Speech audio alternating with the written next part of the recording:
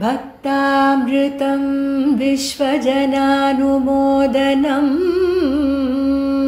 सर्वार्थदं श्रीषट्कोपवाङ्मयम् सहस्रशाखोपनिषत्समागमम् नमाम्यहं द्राविडवेदसागरम्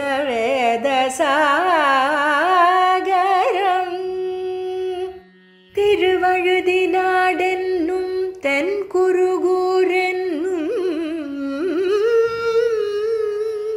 மறுவினியவன் பொருநலென்னும் அருமறைகள் அந்தாதி செய்தான் நடியினையே எப்பொழுதும் சிந்தியாய் நெஞ்சே தெளிந்து மனத்தாலும் வாயாலும் வண்குருகூர் பேணும் இனத்தாரை எல்லாதிரைஞ்சேன் தனத்தாலும் ஏதும் குறைவிலேன் எந்தை சடகோபன் பாதங்கள் யாமுடைய பற்று ஏந்த பெருங்கீர்த்தி ராமானுசமுனிதன் பாய்ந்த மலர்பாதம் வணங்குகின்றேன் ஆய்ந்த பெருஞ்சீரார் சடகோபன் செந்தமிழ் வேதம் தரிக்கும் பேராத உள்ளம் பெற வார்த்தைகளும் சோலை மதிளரங்கர் வண்புகழ் மேல் ஆன்ற தமிழ் மறைகள் ஆயிரமும் ஈன்ற முதல் தாய் சடகோபன் மொயம்பால் வளர்த்த இதத்தாய் இராமானுசன் மிக்க இறை நிலையும் மெய்யாமுயிர் நிலையும் தக்க நெறியும் தடையாகி தொக்கியலும் ஊழ்வினையும் வாழ்வினையும் ஓதும் குருகையர்கோன் யாழினிசை வேதத்தியல். சிவபதியான சர்வேஸ்வரனாலே மயர்வர மதிநல மருளப் பெற்றவர்கள் ஆழ்வார்கள். அவ்வாழ்வார்களிலே தலைவராயிருக்கக்கூடியவர் நம்மாழ்வார். அவர் அருளி செய்துள்ள திருவாய்மொழியானது வேதாதிகளில் பௌருஷ மானவ கீதா வைஷ்ணவங்கள் போலே அருளி செயலில் இது சாரம் என்கிறார். வேதேஷு பௌருஷம் சூக்தம் தர்மசாஸ்திரேஷு மானவம் பாரதே பகவத்கீதா புராணேஷு வைஷ்ணவம் என்ற பாசுரப்படி வேதங்களுக்குள்ளே புருஷ சூக்தம் சிறந்தது. வேதேஷு பௌருஷம் சூக்தம். தர்மசாஸ்திரங்களுக்குள்ளே மனு தர்மசாஸ்திரம் சிறந்தது. வேதேஷு பௌருஷம் சூக்தம் தர்மசாஸ்திரேஷு மானவம். மகாபாரதத்துக்குள்ளே கீதை சிறந்தது. புராணங்களுக்குள்ளே ஸ்ரீ விஷ்ணு புராணம் சிறந்தது. அதுபோல ஆழ்வார்கள் அருளி செயல்களுக்குள்ளே இது சாரமாயிருப்பது திருவாய்மொழி என்று ஆச்சாரிய ஹிருதயக்காரர் அற்புதமாக ஒரு சூர்ணையிலே சாதிக்கிறார். அதில் அந்த திருவாய்மொழி 1000 பாசுரங்களுக்குள்ளே அடியனுக்கு கொடுக்கப்பட்ட விஷயம் 7ஆம் பத்து 2ஆம் திருவாய்மொழி கங்குலும் பகலும் என்கிற திருவரங்க மங்களாசாசன பாசுரம். அந்த பாசுரத்துடைய அர்த்தத்துடைய ஓரளவு விண்ணப்பம் செய்ய ஆரம்பிக்கின்றேன். இதற்கு கீழே 2 திருவாய்மொழி நடந்திருக்கிறது. 6ஆம் பத்திலே 10ஆம் திருவாய்மொழி உலகமுண்ட பெருவாயா என்கிற திருவாய்மொழி. 7ஆம் பத்திலே முதல் திருவாய்மொழி உண்ணிலாவி ஐவரால் என்கிற திருவாய்மொழி. ஏழாம் பத்தில் 2ஆம் திருவாய்மொழி கங்குலும் பகலும் என்கிற திருவாய்மொழி.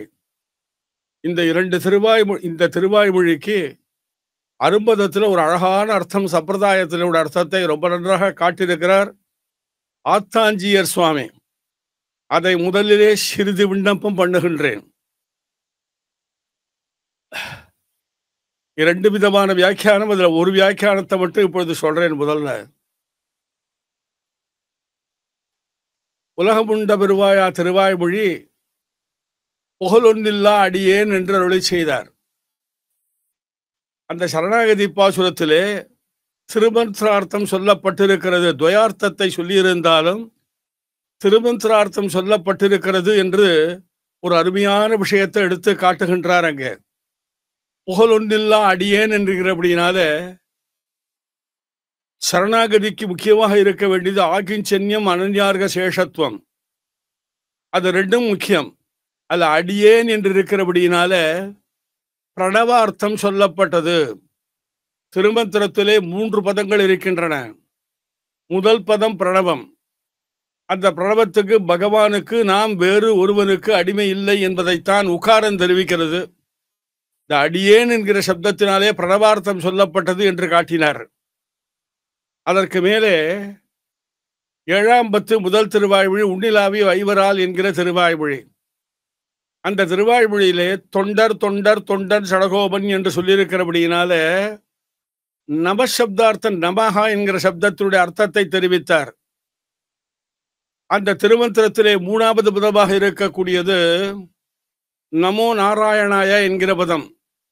நாராயண பதத்தினுடைய அர்த்தத்தை தான் கங்குலும் பகலும் என்கிற திருவாய்மொழியிலே சொல்வதாக ஆச்சரியமான ஒரு வியாக்கியானம் அந்த இடத்துல. ஆனால் ஆய என்று கைங்கரியம் தானே சொல்லப்பட்டிருக்கிறது அப்படின்னு ஒரு கேள்வி வந்தது.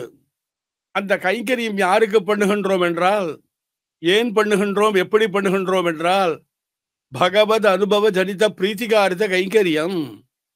கைங்கரியம், பிரீத்திகாரித கைங்கரியம், அனுபவ ஜனித பிரீத்திகாரித கைங்கரியம், பகவத் அனுபவ ஜனித பிரீத்திகாரித கைங்கரியம் என்று சொல்லப்பட்டிருக்கிறபடினால அந்த பகவானிடத்திலே உள்ள பிரீத்தியினாலே, அனுபவத்தினாலே தூண்டப்பட்டு இந்த கைங்கரியம் பண்றோம். அது ஆய சப்தத்தினுடைய அர்த்தம். அந்த ஆய யாருக்கு பண்றோம்? நாராயணனுக்கு பண்றோம். அந்த நாராயணனிடத்திலே, எம்பெருமானிடத்தில் உள்ள ஈடுபாடு இந்த திருவாய்மொழியிலே சொல்லப்படுகிறது. அந்த எம்பெருமானிடத்தில் எப்படி இவர் பிரவணரானார், அந்த பிராவண்யம் ரொம்ப முக்கியம். அந்த பிராவண்யமானது இந்த திருவாய்மொழியிலே நன்றாக சொல்லப்பட்டிருக்கிறது என்று ஆத்தாஞ்சியர் அற்புதமாக வியாக்கியானத்திலே அரும்பதத்திலே காட்டியிருக்கிறார். அதை முதல்ல தெரிவித்தேன். இரண்டாவதாக, உலகமுண்ட பெருவாயா திருவாய்மொழி என்ன, உன்னிலாவி வைவரால் என்கிற திருவாய்மொழி என்ன, இந்த திருவாய்மொழி என்ன, இதற்கு உண்டான சங்கதி ஒரு தொடர்பு என்ன, அதை காட்டுறார். உலகமுண்ட பெருவாயா திருவாய்மொழியிலே பெருவிராட்டியார் முன்னிலையாக எம்பெருமானுடைய திருவடி தாமர்களிலே சரணாகதி பண்ணினார். உள்நிலாவி ஐவரால் என்கிற திருவாய்மொழியிலே ஆழ்வாரானவர் இந்திரியங்கள் சப்தாதி விஷயங்களிலே ஈடுபட போகிறது என்று வருத்தப்பட்டு புலியின் வாயிலே அகப்பட்டா போலே கூப்பிட்டார். இந்திரியங்களுக்கு பயப்பட்டு சப்தாதி விஷயங்கள் எல்லாம் ஈடுபாடு கொண்டிருக்கிறபடியினாலே என்ன இந்த உலகத்திலே வைத்து விட்டானோ என்று ஆழ்வார் ரொம்ப புலியின் வாயில் அகப்பட்டா போலே கூப்பிட்டார். இந்த திருவாய்மொழியிலே ஆழ்வாரானவர் எம்பெருமானிடத்தில் மிகவும் ஆர்த்தியோடு இருக்கிறார். அதை நன்றாக காட்டுகின்றார். அந்த சரணாகதி பலிக்கவில்லை. அந்த சரணாகதிக்கு 2 தன்மைகள் சொல்லப்பட்டிருக்கின்றன. அதாவது பலித்தாலும் பலிக்கும், பலிக்காவிட்டாலும் என்று சொல்ல முடியாதபடி பலித்தே தீரக்கூடியது சரணாகதி. கால விளம்பம் இல்லாமல், கால தாமதம் இல்லாமல் பலிக்கக்கூடிய சரணாகதி. அந்த சரணாகதியானது பலிக்காமல் போனதற்கு காரணம் 2 விதமான காரணம் என்கிறார் பரமாச்சாரியரான நம்பிள்ளை ஈடு வியாக்கியானத்தில். முதல் விஷயத்தை தெரிவிக்கிறேன். இவருக்கு ஏன் பலிக்காமல் போறது என்றால், எம்பெருமான் நினைச்சான், நாம் இந்த நல்ல உலகத்திலே திருவவதரித்தோம், ரொம்ப பேர் திருந்தாமல் இருந்தார்கள், இவர் இந்த ஊரிலே இருப்பாரேயானால் ஊரும் நாடும் உலகமும் தன்னை போல் பேரும் தார்களுமே பிதற்றும்படியாக இவர் பண்ணி கொண்டிருப்பார். 4 நாள் இவர் கஷ்டப்பட்டாலும் படட்டும் இவர் இந்த ஊர்ல இருக்கிறபடியினாலே மக்கள்கள் திருந்துவார்கள் என்கிற காரணத்தினாலே வைத்தான். அது ஒரு காரணம். ஆனால் நம்மாழ்வாரோ இந்த ஊரிலே இந்த உடம்போடு இருக்க விருப்பம் இல்லாதமல் இருக்கிறார். விருப்பமே கிடையாது அவருக்கு இருப்பதற்கு. ஆனாலும் அவர் ஏன் இங்கே வைத்தான் என்றால், 4 நாள் இவர் இருந்தாலும் ஊர் திருந்த போகிறது என்கிற காரணத்தினாலே இவர் கிடக்கட்டும் என்றே வைத்தான். அதற்கு நல்ல ஒரு எடுத்துக்காட்டு காட்டினார். ஒரு திருமாளிகை. அந்த திருமாளிகை திடீரென்று சில ஸ்ரீ வைஷ்ணவர்கள் விருந்தாளிகளாக வந்து விட்டார்கள். உடனே குழந்தைகள் என்ன செய்வா, ஆத்துல இருக்கிறவா, நீங்கள்லாம் வெளியில போங்கோ, விளையாடுங்கோ அப்படின்னு சொல்லிட்டு விட்டுட்டு வந்த விருந்தர்களை நன்றாக ஆகாரம் முதலிய வசதிகளை எல்லாம் பண்ணி கொடுத்து விட்டு அந்த குழந்தைகளுக்கு அப்புறமாக சாப்பாடு போடுவார்கள். அந்த மாதிரியாக இவர் 4 நாள் பட்டாலும் படட்டும், ஊரும் உலகமும் நாடும் வாழப்போகிறது என்கிற காரணத்தினாலே இவரை வைத்தார். ஆனால் நம்மாழ்வார் ஒரு கேள்வி கேட்டார். இந்த ஊர்ல எத்தனையோ பேர் இருக்கேன்னு சொல்றாளே, அவளை வைத்து கொண்டு திருந்தக்கூடாதா, அவளை வைத்து திருத்தப்படாதா என்று நம்மாழ்வார் ஆசைப்பட்டு கேட்கிறார். அதுக்கு எம்பெருமான் சொன்னான், இவரை வைத்து கொண்டுதான் நான் பண்ண வேண்டும், இருப்பு பொருந்தாதாரை வைத்து கொண்டேதான் பண்ண வேண்டும். ஏன் என்று கேட்டால், சம்சாரிகள்ல ஒத்தனை வைத்து கொண்டு திருந்துவார் என்றால் சம்சாரத்துடைய தோஷம் என்ன, எம்பெருமானுடைய குணாதிக்கம் என்ன, இந்த இரண்டும் தெரிந்த ஒருவனால தான் திருத்த முடியுமே தவிர வேறு ஆறாலும் திருத்த முடியாது. சம்சாரிகளை கொண்டு திருத்தினால் இந்த ஊர்லயே இருந்து கொண்டு நமக்கெல்லாம் உபதேசம் பண்ணி திருத்துறான்னு ஒருத்தன் இருப்பானே, ஆனால் தனக்கு ஒண்ணுமாக பிறருக்கு ஒண்ணுமாக சொல்றான் வேணும். சம்சாரத்துல இருக்குன்னு அவன் ஆசைப்படுறான், ஆனா பிறருக்கு மட்டும் அதனால இருப்பு பொருந்தாதாரை கொண்டே இவரை திருத்த வேண்டும் என்று நினைத்து இவரை வைத்து விட்டான். ஆகையினால் இது முதல் காரணம் தான். 2வது காரணம், முக்கியமான காரணம், எம்பெருமானுக்கு உண்டான சுவாதந்திரியம். அந்த சுவாதந்திரியத்தினால் தான் வைத்தான்கிறத பல இடங்கள்ல காட்டப்பட்டிருக்கு. இந்த வியாக்கியானத்துல ஈடு வியாக்கியானத்துல இந்த இடத்துல ரொம்ப அழகா காட்டுறார். பரதாழ்வான் தன்னுடைய மாமாவுடைய வீட்டிலிருந்து கேகய நாட்டிலிருந்து அயோத்தி மாநகரத்துக்கு திரும்புகின்றான். அப்படி திரும்புகின்ற காலத்துல உள்ள நுழையிறான். தசரதன் மரித்து விட்டான். இந்த செய்தியானது அவனுக்கு தெரிவிக்கப்பட்டது. கேகய நாட்டிலிருந்து வந்து கொண்டிருக்கின்றான். வருகிற பொழுது நேர அம்மாவுடைய அந்தப்புறத்தில் தான் இருப்பார் நினைச்சுட்டு, அப்பா இருப்பார் நினைச்சிட்டு போறான். ஆனால் போன உடனே ராஜா, வாடா ராஜா, ராஜன் அப்படின்னு கூப்பிட்ட உடனே என்ன, அப்பா இருக்குச்சே ராஜான்னு சொல்லலாம், அப்பா இருந்ததுன்னா அண்ணாவை சொல்லணும், ராமனை சொல்லணும், என்ன ராஜன் சொல்றாளே நினைத்து கொண்டு ஓன்னு கதறி விட்டான். ஓன்னு, ஐயோ என்னுடைய சுவாதந்திரம், அவள் எனக்கு சுவாதந்திரத்தை ஏறிட்டாளே அப்படின்னு ரொம்ப கதறினான். பிறகுதான் விஷயமெல்லாம் தெரிஞ்சது. ராமனை எப்படியாவது அழைத்து கொண்டு வந்து பட்டாபிஷேகம் பண்ண வேண்டும் என்று கிளம்பி சைன்யங்களோடு புறப்பட்டு போறான். எம்பெருமானை சேவிக்கிறான். அவனும் இவனுக்கு இடைக்கூட வார்த்தை சொல்லாமல், எம்பெருமான் சால்சாப்பு சொல்லாமல், உன்னை யார் சுதந்திரன் என்று சொன்னார்களோ அவர்கள் முன்னாடி நீ பரதந்திரன் தான், நான் சொன்னதைத்தான் நீ கேட்பாய் என்பதை வைத்துக்கொண்டு நீ போன்னு சொல்லிட்டான். ஆக அவனுடைய ஆசையை நிறைவேற்றவில்லை. அப்படிப்பட்ட ஒரு சுவாதந்திரம். அந்தபடினால நம்மாழ்வாரையும் அந்த மாதிரி சுவாதந்திரத்தால தான் இந்த உலகத்துல வைத்தான் என்று நம்மாழ்வாருக்கு பதில் சொல்லிவிட்டான் அப்படின்னு விட்டார் நம்பிள்ள. ரொம்ப ஆச்சரியமான வியாக்கியானம். அடுத்தபடியாக இன்னொரு விஷயம் தொடர். இப்பொழுது ஆழ்வாருக்கு எம்பெருமானை விட்டு பிரிஞ்சிருக்கிறபடினால ரொம்ப துன்பத்துல இருக்கார்.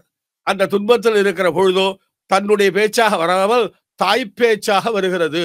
இந்த திருவாய்மொழியானது தாய் பேச்சில கடைசி திருவாய்மொழி. முதல் திருவாய்மொழி ஆடி ஆடி அகங்கரைந்து என்கிற 2ஆம் பத்துல திருவாய்மொழி. அது முதல் தாய்ப்பாசுரம். இது கடைசி தாய்ப்பாசுரமாக செல்கிறது. தாயாராகவோ தோழியாகவோ தலைமகளாகவோ பேசுகின்றவர் நம்மாழ்வார் தான். இருந்தாலும் இப்பொழுது தாய்ப்பாசுரமாக சொல்றது. இந்த தாயானவள் என்ன பண்றா, இந்த பேச்சுக்கு நிலமல்லாத இந்த ஆழ்வாரை, இந்த பெண்பிள்ளை, ஆழ்வாராகிற பெண்பிள்ளையை திருமண தூண் என்று திருவரங்க பெருமானுடைய கர்ப்பகிரகத்துல 2 பெரிய தூண் இருக்கிறது. ஆமோத ஸ்தம்பத்வயம் அந்தரங்கம் அபியாமகா, மணத்தூணை பத்து நின்று வாயார வாழ்த்துகளோ என்கிறார் குலசேகர பெருமாள். அப்படி இந்த திருமண தூணுக்கு நடுவிலே போட்டார். அழுவது, தொழுவது, மோகிப்பது, பிரலாபிப்பது, அடைபட பேசுவது, நெடுமூச்செறிவது, சப்தையாயிருப்பது முதலியவற்றை சொல்லி இப்பெண் பிள்ளை விஷயமாக நீர் செய்ய திருவுள்ளம் பட்டிருக்கிறது என்ன என்று கேட்கிறார் திருத்தாயார். அந்த திருத்தாயார் கேட்டாள், அப்படிப்பட்ட தாய்ப்பாசுரமாக இந்த திருவாய்மொழி சொல்லுகிறது என்று சொல்றார். அதுக்கப்புறம் கடைசியில நம்முடைய மகாச்சாரியர் ஒரு அற்புதமான ஒரு பங்கி அருளி செய்கிறார். அதையும் திருப்பி சொல்லுகிறேன் இந்த இடத்துல. பட்டர் இந்த சமயத்தில் என்ன செய்வார்? நம்மாழ்வாருக்கு உண்டான ஆர்த்தி, வருத்தம், ஆர்த்தினாலே விவரிக்க முடியாத ஒரு துன்பம்னு அர்த்தம். வாயினாலே சொற்களினாலே அதை சொல்ல முடியாத ஒரு துன்பத்திற்குத்தான் ஆர்த்தி. அவ்வளவு பெரிய துன்பத்தை அனுபவித்துக் கொண்டிருக்கிறார் ஆழ்வார், வருத்தத்தை கொண்டிருக்கிறார் ஆழ்வார். அந்த நிலையை நம்மால சொல்ல முடியாது. இந்த திருவாய்மொழி நம்மாழ்வாருடைய எண்ணம் என்ன, அவர் மனதில் என்ன நினைச்சிருக்கார் என்பதை நம்மால் சொல்லவே முடியாது என்று சொல்லி எங்க விட்டுட்டார்? திருமணத்தூண் தலைக்கு மேல கையை வச்சுட்டோ என்னால சொல்ல முடியாது என்று சொன்னார்னு பரமாச்சாரியரான நம்பிள்ளை அற்புதமாக இந்த இடத்துல காட்டுறார். முக்கியமான விஷயம் இது. கடைசியாக ஒரு விடத்தையும் சொல்லி அவதாரிக்கையை முடிக்கிறேன். திருத்தாயாரும் சர்வபரங்களையும் அவர் தலையிலே புகட்டு, பெண் பிள்ளையை திருமணத்தூணுக்குள்ளே புகட்டு, அவருடைய அசரண்ய சரணத்துவாத குணங்களை விண்ணப்பம் செய்ய நின்று கொண்டு ஒரு கால நீதியாதல், தேச நீதியாதல், அதிகார நீதியலால் நீக்கே சர்வ சமாஷேனாய் இருக்கிறபடி அனுசந்தித்து தன் பெண் பிள்ளையுடைய தசையை திருவுள்ளத்திலே படுத்துகிறார் திருவாய்மொழியில். இத்திருவாய்மொழியில்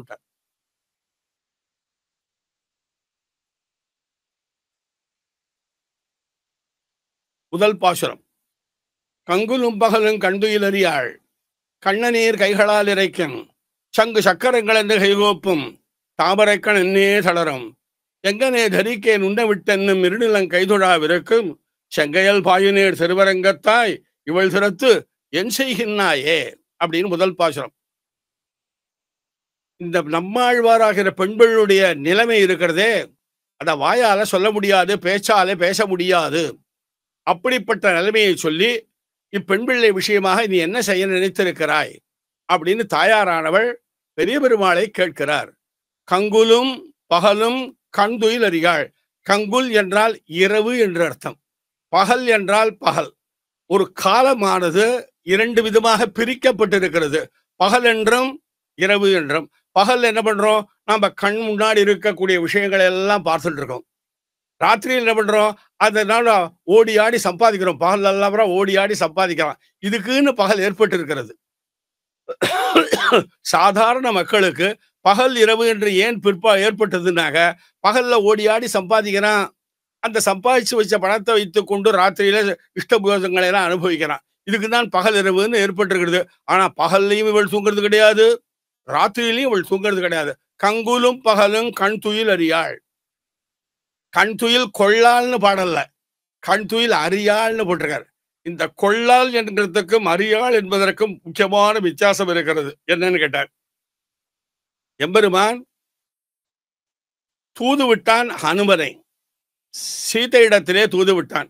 அந்த சீதை இடத்துல ஒரு வார்த்தை சொல்றான், உன்னை நினைச்சுட்டு இந்த ராமன் ஒரு நாளும் தூங்குறதே கிடையாது. அனித்ர சததம் ராமஹான்னு சொல்லப்பட்டிருக்கு. அங்க சீதையாகிற பெண் பிள்ளையை நினைத்து கொண்டு ராமனான பெருமாளானவன் தூங்காமல் இருந்தான்னு அனுமன் வாயிலாக சொன்னார். இங்க தாயாரானவள் என்ன செய்யறான்னா, பெரிய பெருமாளை பார்த்து, அந்த பெரிய பெருமாளை பார்த்து இந்த பெண் பிள்ளையானவள் தூங்காமல் இருக்கிறாள்னார். அனித்ர சததம் ராமஹா அப்படின்னா என்ன அர்த்தம்? பெருமாள் தம்மே ஒக்க அருள் செய்வார், தம்மே ஒக்க அருள். பரமம் சாமியம் முப்பைங்கிறது இங்கேயே பண்ணிட்டான்னு ஒரு ஆச்சரியமான வியாக்கியானம் பண்றார். கண்துயில் அறியாள்னு போட்டதற்கு இன்னொரு சம்பிரதாயமான அர்த்தத்தையும் காட்டுறார். இடத்துல சம்சேஷத்தில் அவன் துறங்க ஒட்டான், விஸ்லேஷத்தில் விரக வியசனம் உறங்க ஒட்டாதுன்னு ஒரு அர்த்தம் பண்ணியிருக்கார்.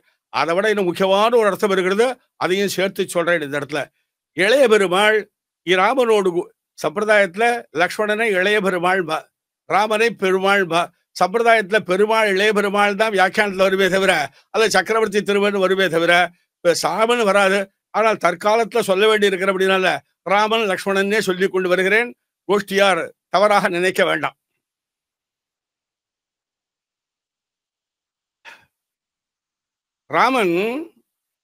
ராமன் லக்ஷ்மணன், பெருமாளும் இளைய பெருமாளுமாக, இளைய பெருமாள் தான் திருவனந்தாழ்வான் தான் இளைய பெருமாளாக திருவவதாரம் பண்ணினார்.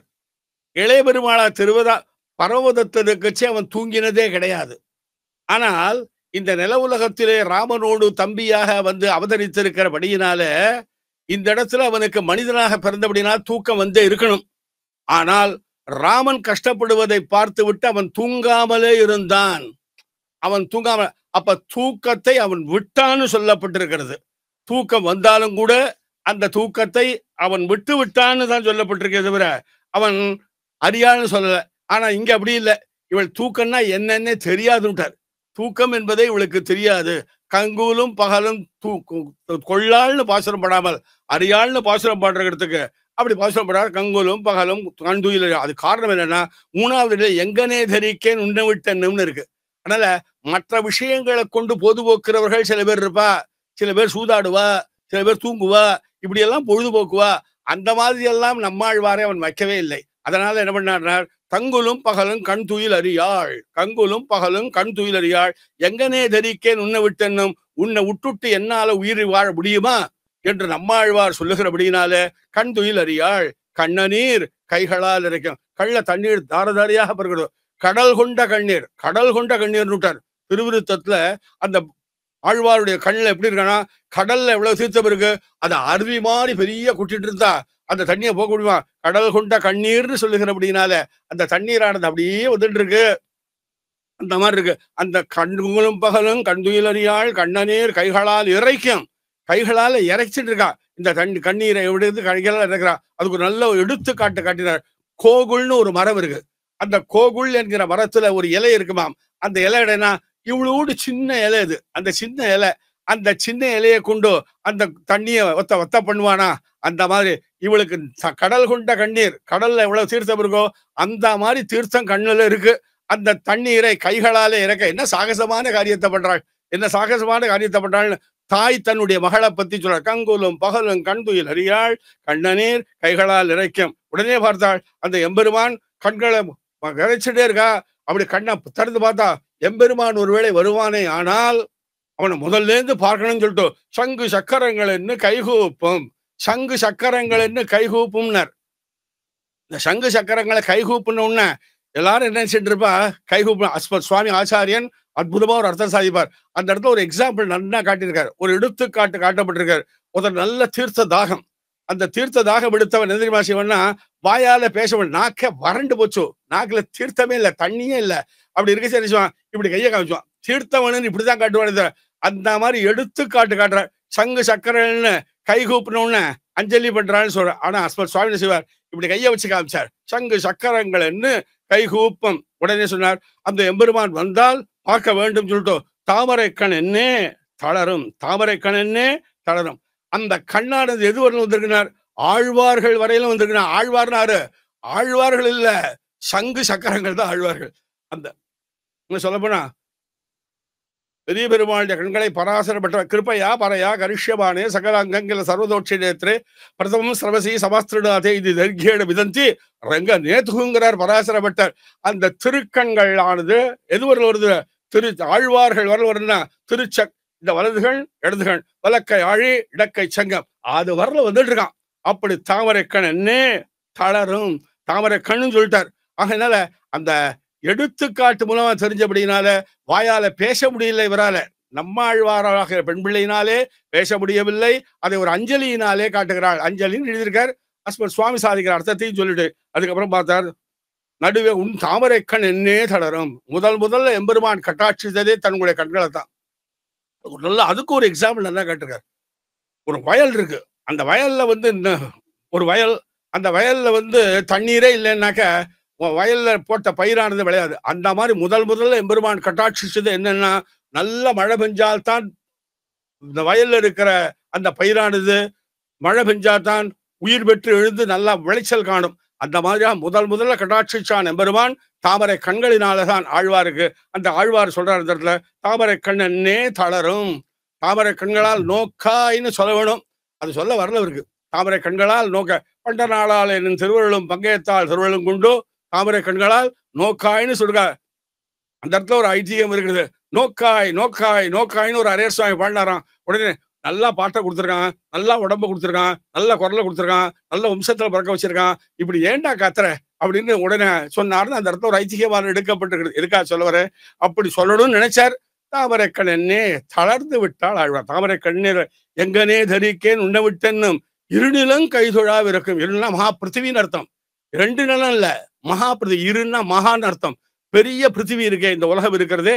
அதை இவர் கண்ணநீர் பெருக்கிக் கொண்டே இருக்கிறபடினால கீழே பூமியானது சேரா இருக்கிறபடினால அதை அப்படியே தொடரா, அது தடவரா. அதுக்கு ஒரு எது எடுத்துக்காட்டு காமிச்சா, ஒரு சந்தன குப்பி.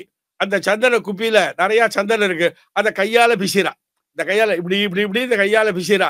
அப்படி சந்தன குப்பியில இருக்கக்கூடிய சந்தனத்தை எப்படி நம்ம கையினால நன்னா அப்படி இப்படி பிசிச்சுட்டு இருக்கிறோமோ, அந்த மாதிரி இருநிலம் கைதொழாவிருக்கும் சங்கையல் பாயுநீர் திருவரங்கத்தாய் இவள் திறத்து என் செய்கின்னாயே.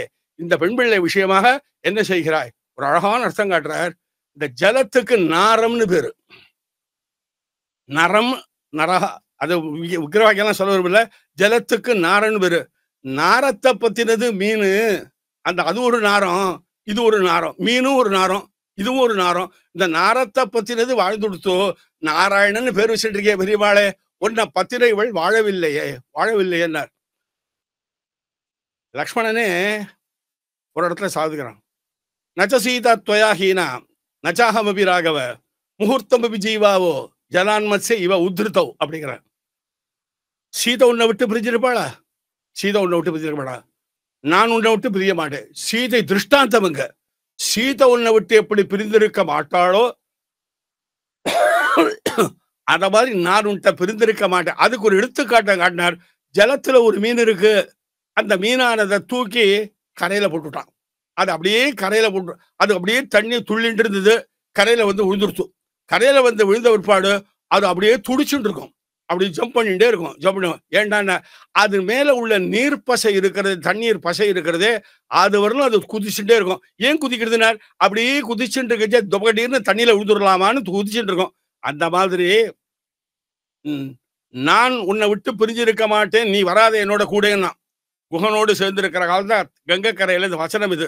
நீ என்னோட வராதேங்கிறான். ஆறு ராமனானுமன் லக்ஷ்மணனை பார்த்து அப்பொழுது சொல்றான். அப்போ அந்த லக்ஷ்மணன் சொல்றான், நீங்க அந்த நீ என்ன வராதேன்னு சொல்ற, ஆனா உன் மனசுலையும் என்ன கூட்டி கொண்டு போகக்கூடாது, வரக்கூடாதுன்னு தெரிஞ்சுதானா நான் உயிரோடு இருக்க மாட்டேன். அந்த மீனானது அப்படியே துடிச்சுட்டு இருக்கும். அது தபகடீர்னு தண்ணியில விழுந்துருச்சுன்னா உயிர் பெற்று மறுபடியும் உயிர் வாழ்ந்து தண்ணியில. அந்த மாதிரி காட்டுறார் வியாக்கியானல. அந்த மாதிரி இருக்கிறது. அப்படிப்பட்ட பெண்பிள்ளை விஷயத்திலே நீ என்ன செய்ய இருக்கிறாய்னு முதல் பாசுரமானது முடிகிறது. 2வது பாசுரத்துக்கு சொல்றான்.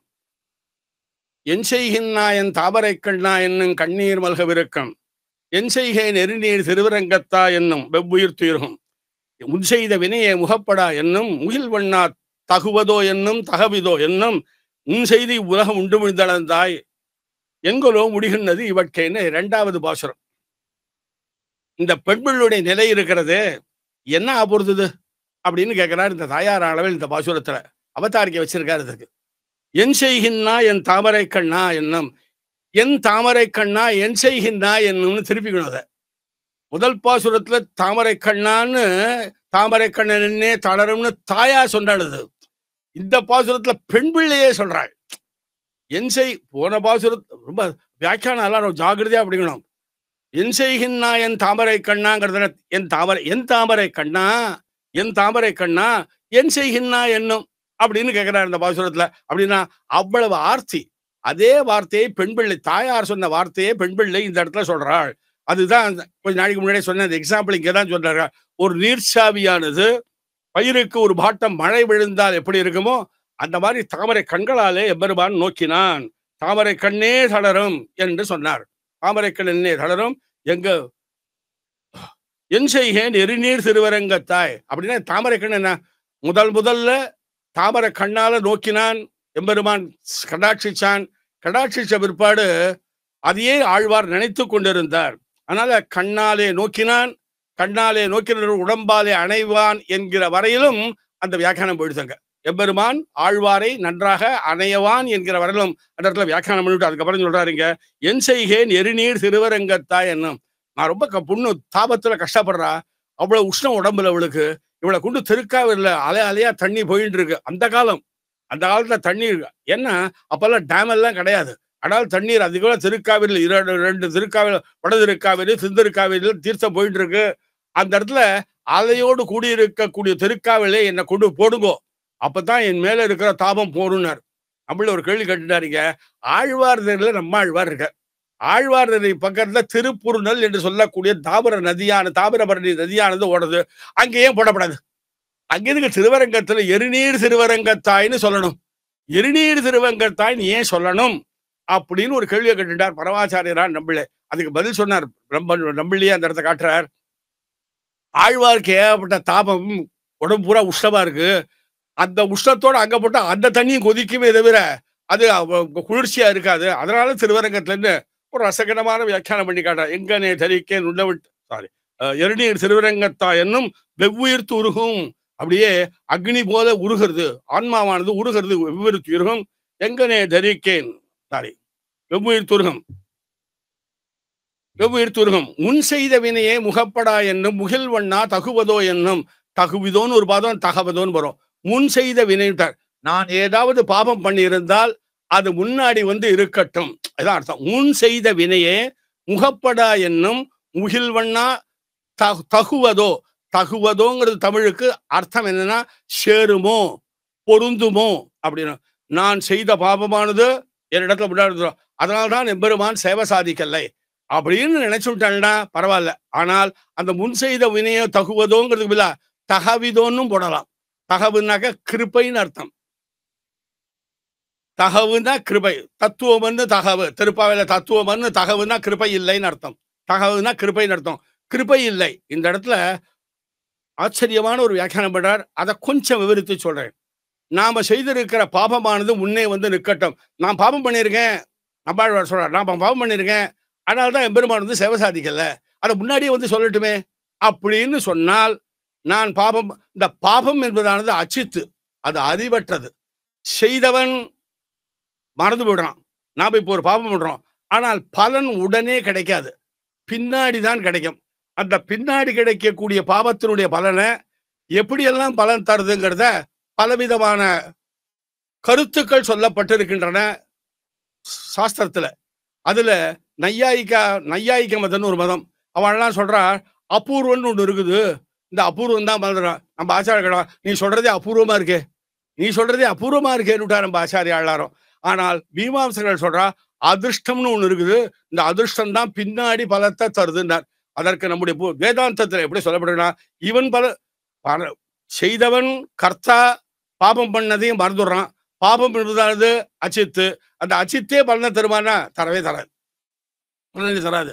ஆனால் எம்பெருமான் இவன் பண்ணியிருக்கக்கூடிய பாபத்துக்கு தக்கவாறு அந்தந்த சமயத்துக்கு தக்கவாறு பலனை தரான்னு சொன்னால் நன்னா இருக்குன்னு வேதாந்தத்துல சொல்லப்பட்டிருக்கு.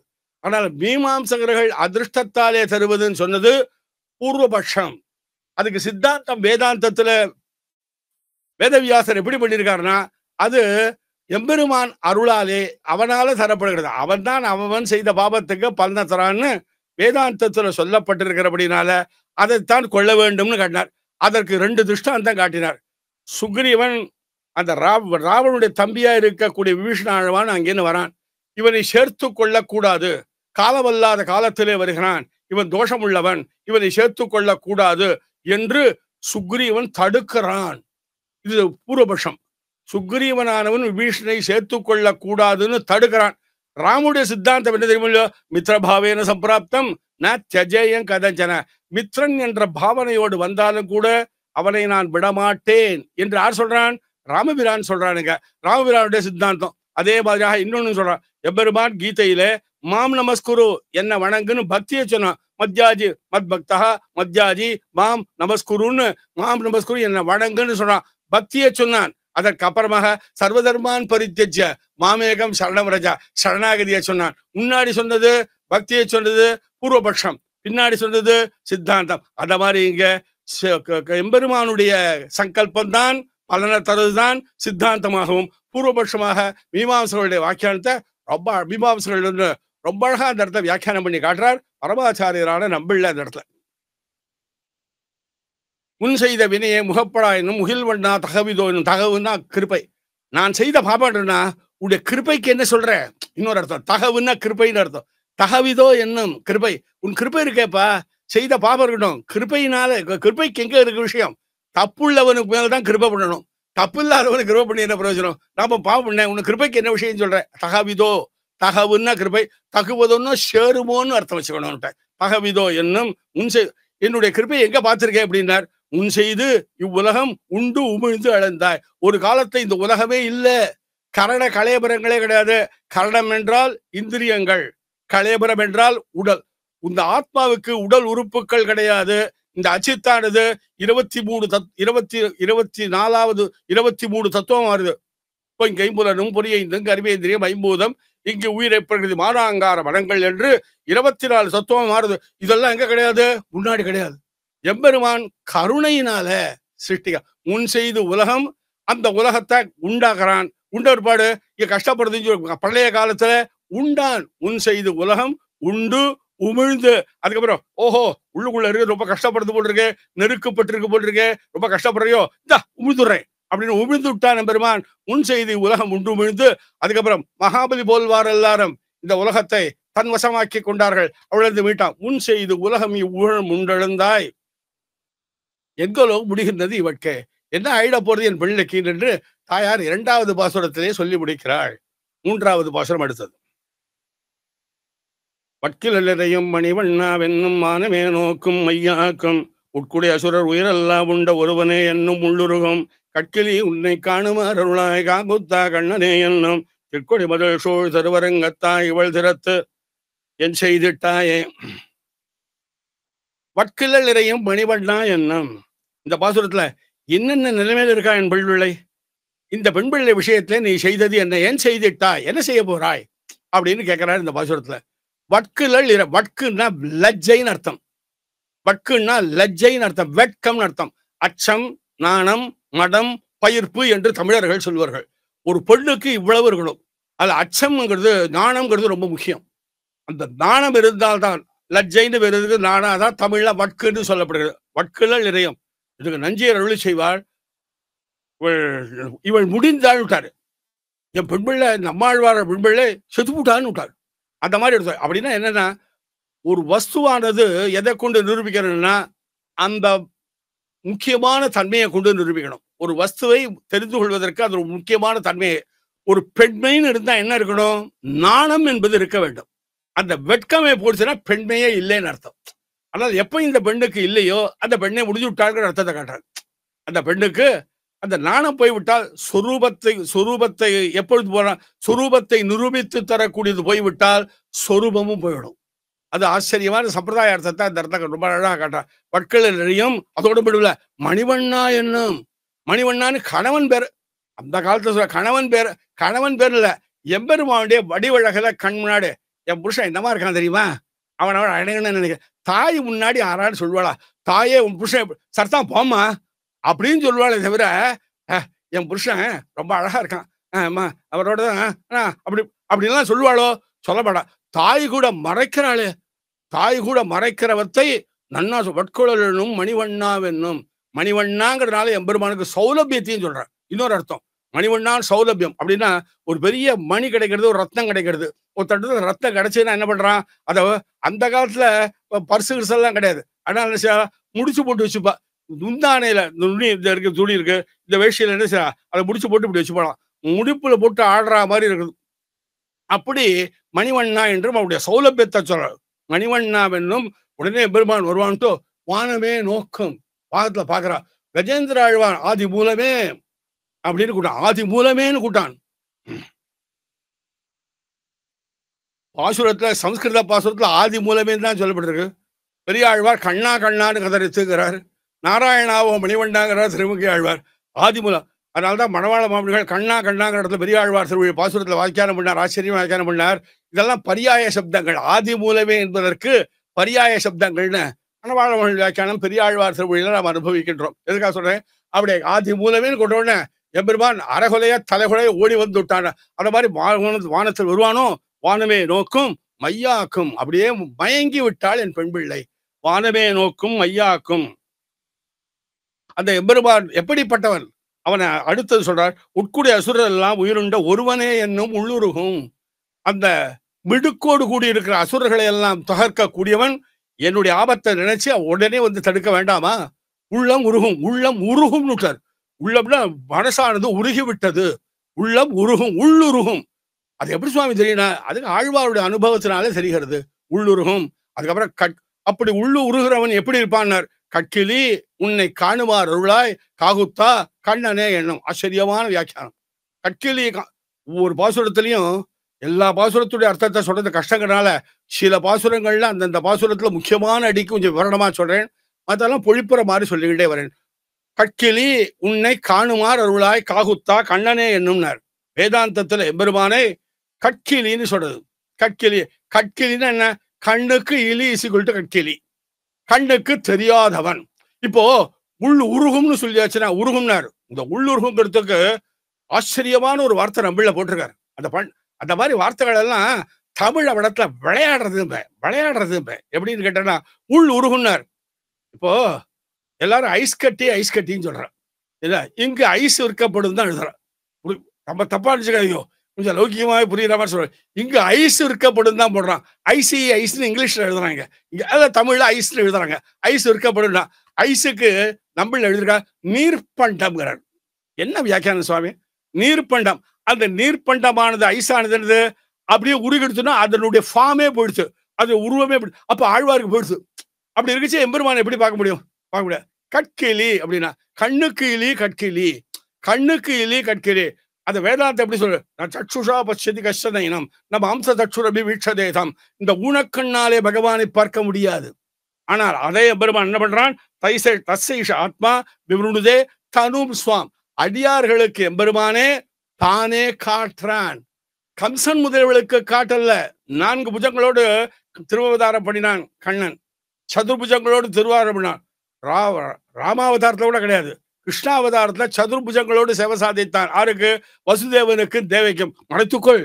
மறைத்துக்கொள் அப்படின்னா அப்படி எம்பெருமான் தன் அருளாலே தெரியுதா பரகத ஸ்வீகாரம் அவன் அருளால காட்டினான்னா முடியும். அது மாதிரி கட்கிலி காணுமாறு அருளாய் நீ அருள வேண்டும்.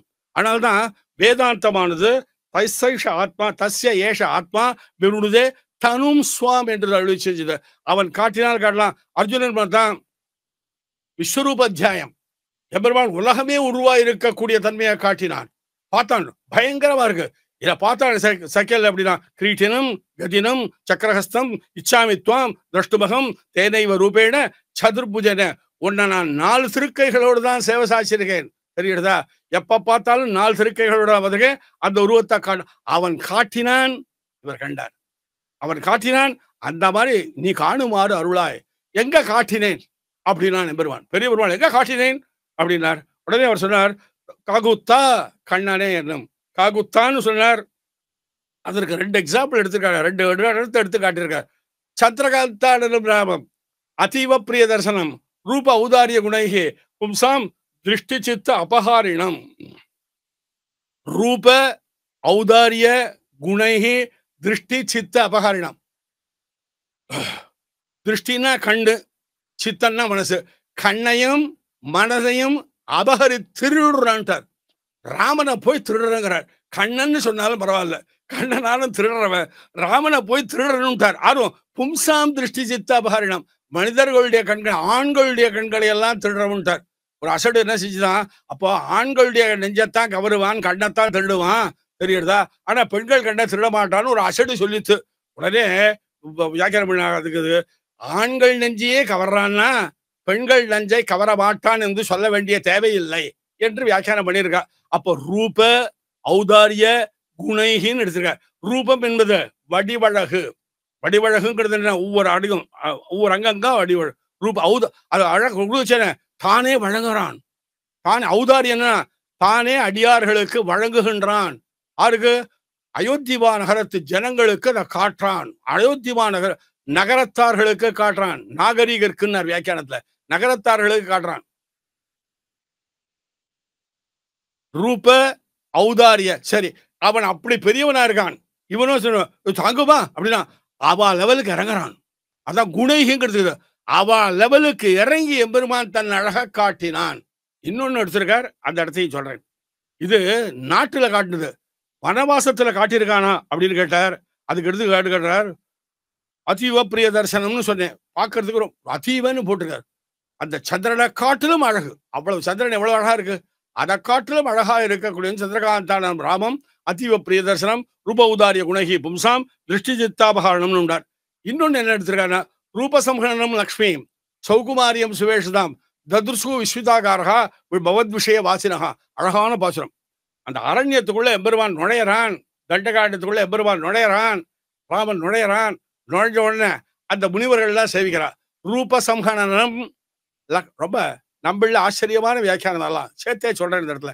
ரூபசம்ஹரணம் லக்ஷ்மி. ரூபசம்ஹரணம் என்ன? ஒவ்வொரு அவயமும் அதிகம் அழகா இருக்கு.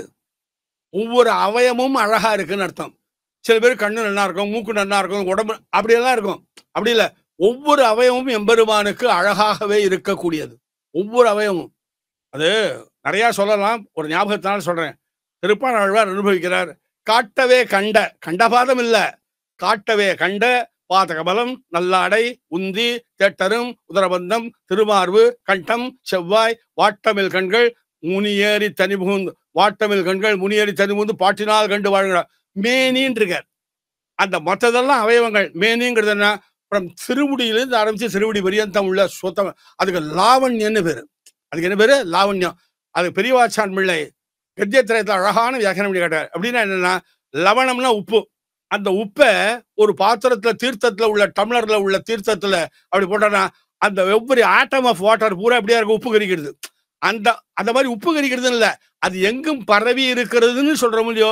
அந்த மாதிரி திருமுடியிலிருந்து ஆரம்பிச்சு திருமுடி பரியந்தம் எம்பெருமானுக்கு அழகு இருக்கிறே, அதுக்கு லாவண்யன்னு பேரு. அந்த ரூபசம்மனங்கிறது பிரத்யங்க சோபா, பிரத்யங்க சோபான்னு பெறுது. சரிங்களா? பராசர பற்றே இதெல்லாம் சிறகராஜ ஏகைகஸ்மின் பரமபயவே அனந்த சௌந்தர்யமக்னம் சர்வம் திரட்சே கதபிதி புதா மாபதா மந்த சற்றுகோ துவாம் சௌப்ராத்ரவ்யதிகரகரம் ரங்கராஜாங்ககானாம் பல்லஹாவண்யம் பரிணமைதா விஸ்வபாரிஹீண. அழகான பாசுரத்தை பாடுறார். முட்டாள் கண்ணே, பாழ் கண்ணே, நீ பெரிய பெருமாளை அனுபவிச்சுட்டு இருக்க முடியுமா? அந்த அழகு எப்படிப்பட்ட இருக்குன்னார். ஒண்ணும் இல்லை, திருவடிய அப்படியே ஒவ்வொரு அவையும் தள்ளுறது. அப்படியே அனுபவிச்சு திருவடி அனுபவிச்சுட்டே வந்துருக்க. அது எங்கே இந்த ஆடையில தள்ளுறது. இப்படி ஒவ்வொரு அவயமா தள்ளி வந்துடுது. நீ கவலைப்படாத, நன்னா அனுபவிக்கலான்னு ரொம்ப அழகா காட்டுறார் பராசர பட்டரும் பெரிய பெருமாள். அதே மாதிரிதான் இந்த ஒரு பெரிய பெருமாள் பாசுரமும். அங்க ராமனை பத்தி சொன்னார். ராமனால ஆராதிக்கப்பட்டபடினாலே ஒரு பெரிய பெருமாள். ராமனுக்கு பெருமாள்னு வேறு, பெருமாளாலே ஆராதிக்கப்பட்டபடினாலே பெரிய பெருமாள்னு ஒரு பேர் இருந்ததுன்னு அது ஒரு விஷயம். அதை எடுத்தா இந்த மேல சொல்லுவே நடிச்சுடுறேன் அதோட.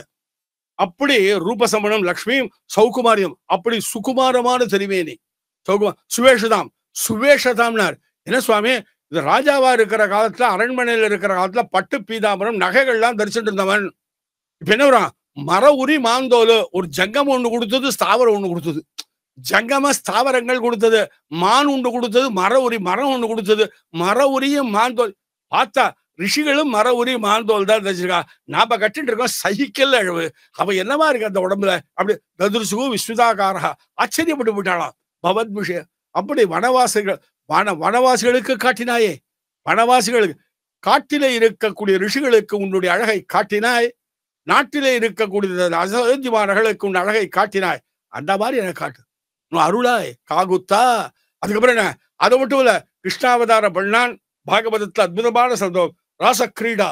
ஒரு பெண்ணு, ஒரு அங்கம், ஒரு பெண்ணு, ஒரு கோபிகை, ஒரு கண்ணன். கோபிகை திடீர்னு பார்த்தோம், இந்த ஆனந்தம் தாங்காமல் பொண்ணு மறைஞ்சுட்டான். அதுக்கப்புறம் திடீர்னு தோணினான். தாசாம் அவிரபுத் சௌர்கி ஸ்மயமான முகாம்புஜகா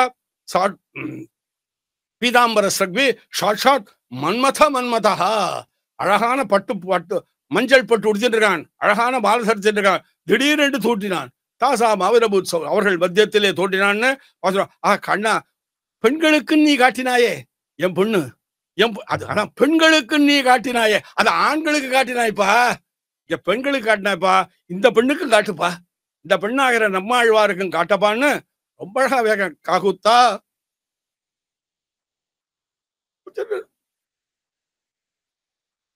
கொஞ்சம் நிதானமா சொல்றேன். காகுத்தா கண்ணனே என்னும் தெட்கொடி முதல் சூழ் திருவரங்கத்தாய் இவள் சிரத்து என் செய்திட்டாய. திட்கொடினார், திண்மையான கொடின்னு விட்டாரு. திட்கொடி மதில், மதில் திண்மையான மதில், கெட்டியான மதிலா இருக்குது. திண்மைனா கெட்டியா இருக்குன்னு அர்த்தம். திட்கொடினா என்னன்னா, எப்ப பார்த்தாலும் கொடி அவிழ்த்து கட்டாத கொடின்னு விட்டாரு. கொடி எப்பவுமே, ஆனால வருகிறவள் எல்லாரும் வாருங்கள். கொடி நம்ம சம்பிரதாயத்தையும் கொடி உண்டோ ஞாபகம் வச்சுக்கோ. கொடியை கண்டு கொடியார் மாட கோளூரகத்தும் பாசுரம் எடுத்தா நிறைய சொல்லிட்டே கொடியார் மாட கோளூரகத்தும் எங்க பார்த்தாலும் நம்ம சம்பிரதாயத்திலேயும் கொடி உண்டு. கொடியை கண்டா சில பயந்து ஓடுவா அந்த காலத்துல. இப்படி வேணா வருகிறவர்கள் எல்லாரும் வாருங்கள் வாருங்கள் என்று திருக்கொடி பதில் சூழ் செருவரங்கத்தாய் இவள் திறத்து என் செய்திட்டாயே என் செய்திட்டாய் என்ன இந்த பெண்பிள்ளை விஷயமாக என்ன செய்த நினைத்திருக்கிறாய் என்று கேட்கிறாள் அந்த பாசுரம். 4வது பாசுரம். இட்டகால் இட்ட கைகளாயிரக்கும் இருந்துலா மயங்கும் கைகோப்பும் கட்டமே காதல் என்னும் மூர்ச்சிக்கும் கடல் வண்ணா கடியை காணென்னும் வட்டபாய் நேமி வலங்கையா என்னும் வந்துடா என்றென்றே மயங்கும் சிட்டனே செழிநீர் திருவரங்கத்தாய் இவள் சிறத்து என் சிந்தித்தாயே.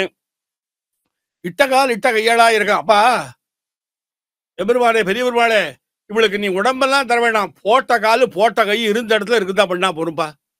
ரொம்ப ஃப்ரீ ரெண்டரிங்குமே இந்த சில தப்பா நினைச்சுக்காதீங்க. அது வியாக்கியானத்தை நம்ம ரோட் லேர்னிங் மாதிரி அனுபவிக்கூடாது. ரொம்ப அழகா அனுபவிக்கிறார். இட்ட கால் இட்ட கையாளா இருக்கும், போட்ட இடத்துல இருக்குப்பா. இந்த கால் போட்ட இடத்துல இருக்கு, அசையில்லவ. விட்ட கால் இட்ட கையாளா இருக்கும். திடீர்னு எழுந்துட்டா, எழுந்து உலாவுகின்றாள், அப்புறம் மயங்குறாள். எழுந்து சரி போட்ட இடத்துல இருக்கா சுவாமி, அப்புறம் தமிழர்த்த மட்டும் சொல்லிட்டு வரேன். இட்ட கால் இட்ட கையாளா இருக்கும், எழுந்து உலாவுகின்றாள், எழுந்தாள் உலாவுகின்றாள். என்ன சுவாமி படுத்துட்டு இருந்தாள் இல்ல, திடீர்னு இருந்தா. அதுக்கு ஒரு நல்ல எடுத்து காட்டினார். விளக்கெண்ணெய் நிறையா போட்டு ஒரு அகல்ல ஏற்றி வச்சிருக்கோம், ஒரு சிறிய போட்டு ஏற்றி வச்சிருக்கோம். ஆனா அந்த விளக்கெண்ணெய் தீர்ந்து போச்சுன்னா, அந்த தீர்ந்து போன பிற்பாடு இந்த திருற சமயத்துல இது திரி இருக்கிறது, அது பிரகாசமா எரியும். திடீர்னு எரியும், உடனே கிழந்துடும், உடனே அதை அவிஞ்சிடும், உடனே அவிஞ்சிடும். அந்த மாதிரி எழுந்தாள், உலாவினாள், அப்படியே மயங்கிவிட்டாள். எழுந்து உலா மயங்கும் சிட்டனே செழுநீர் திரு கட்டமே காதல் என்ன மூர்ச்சிக்கம் கடல் வண்ணா கடியே. கட்டமே, கட்டம்னா கஷ்டம்னு அர்த்தம். கஷ்டம் என்பதை கட்டம்னு போட்டிருக்கீங்க. தமிழ்ல கட்டம் தான் போடணும், இஷ்யூ வரக்கூடாது. இந்த தமிழ்ல தமிழ் சொல்ல வரக்கூடாதுன்னா, காதல்னா என்ன பக்தின்னு அர்த்தம்.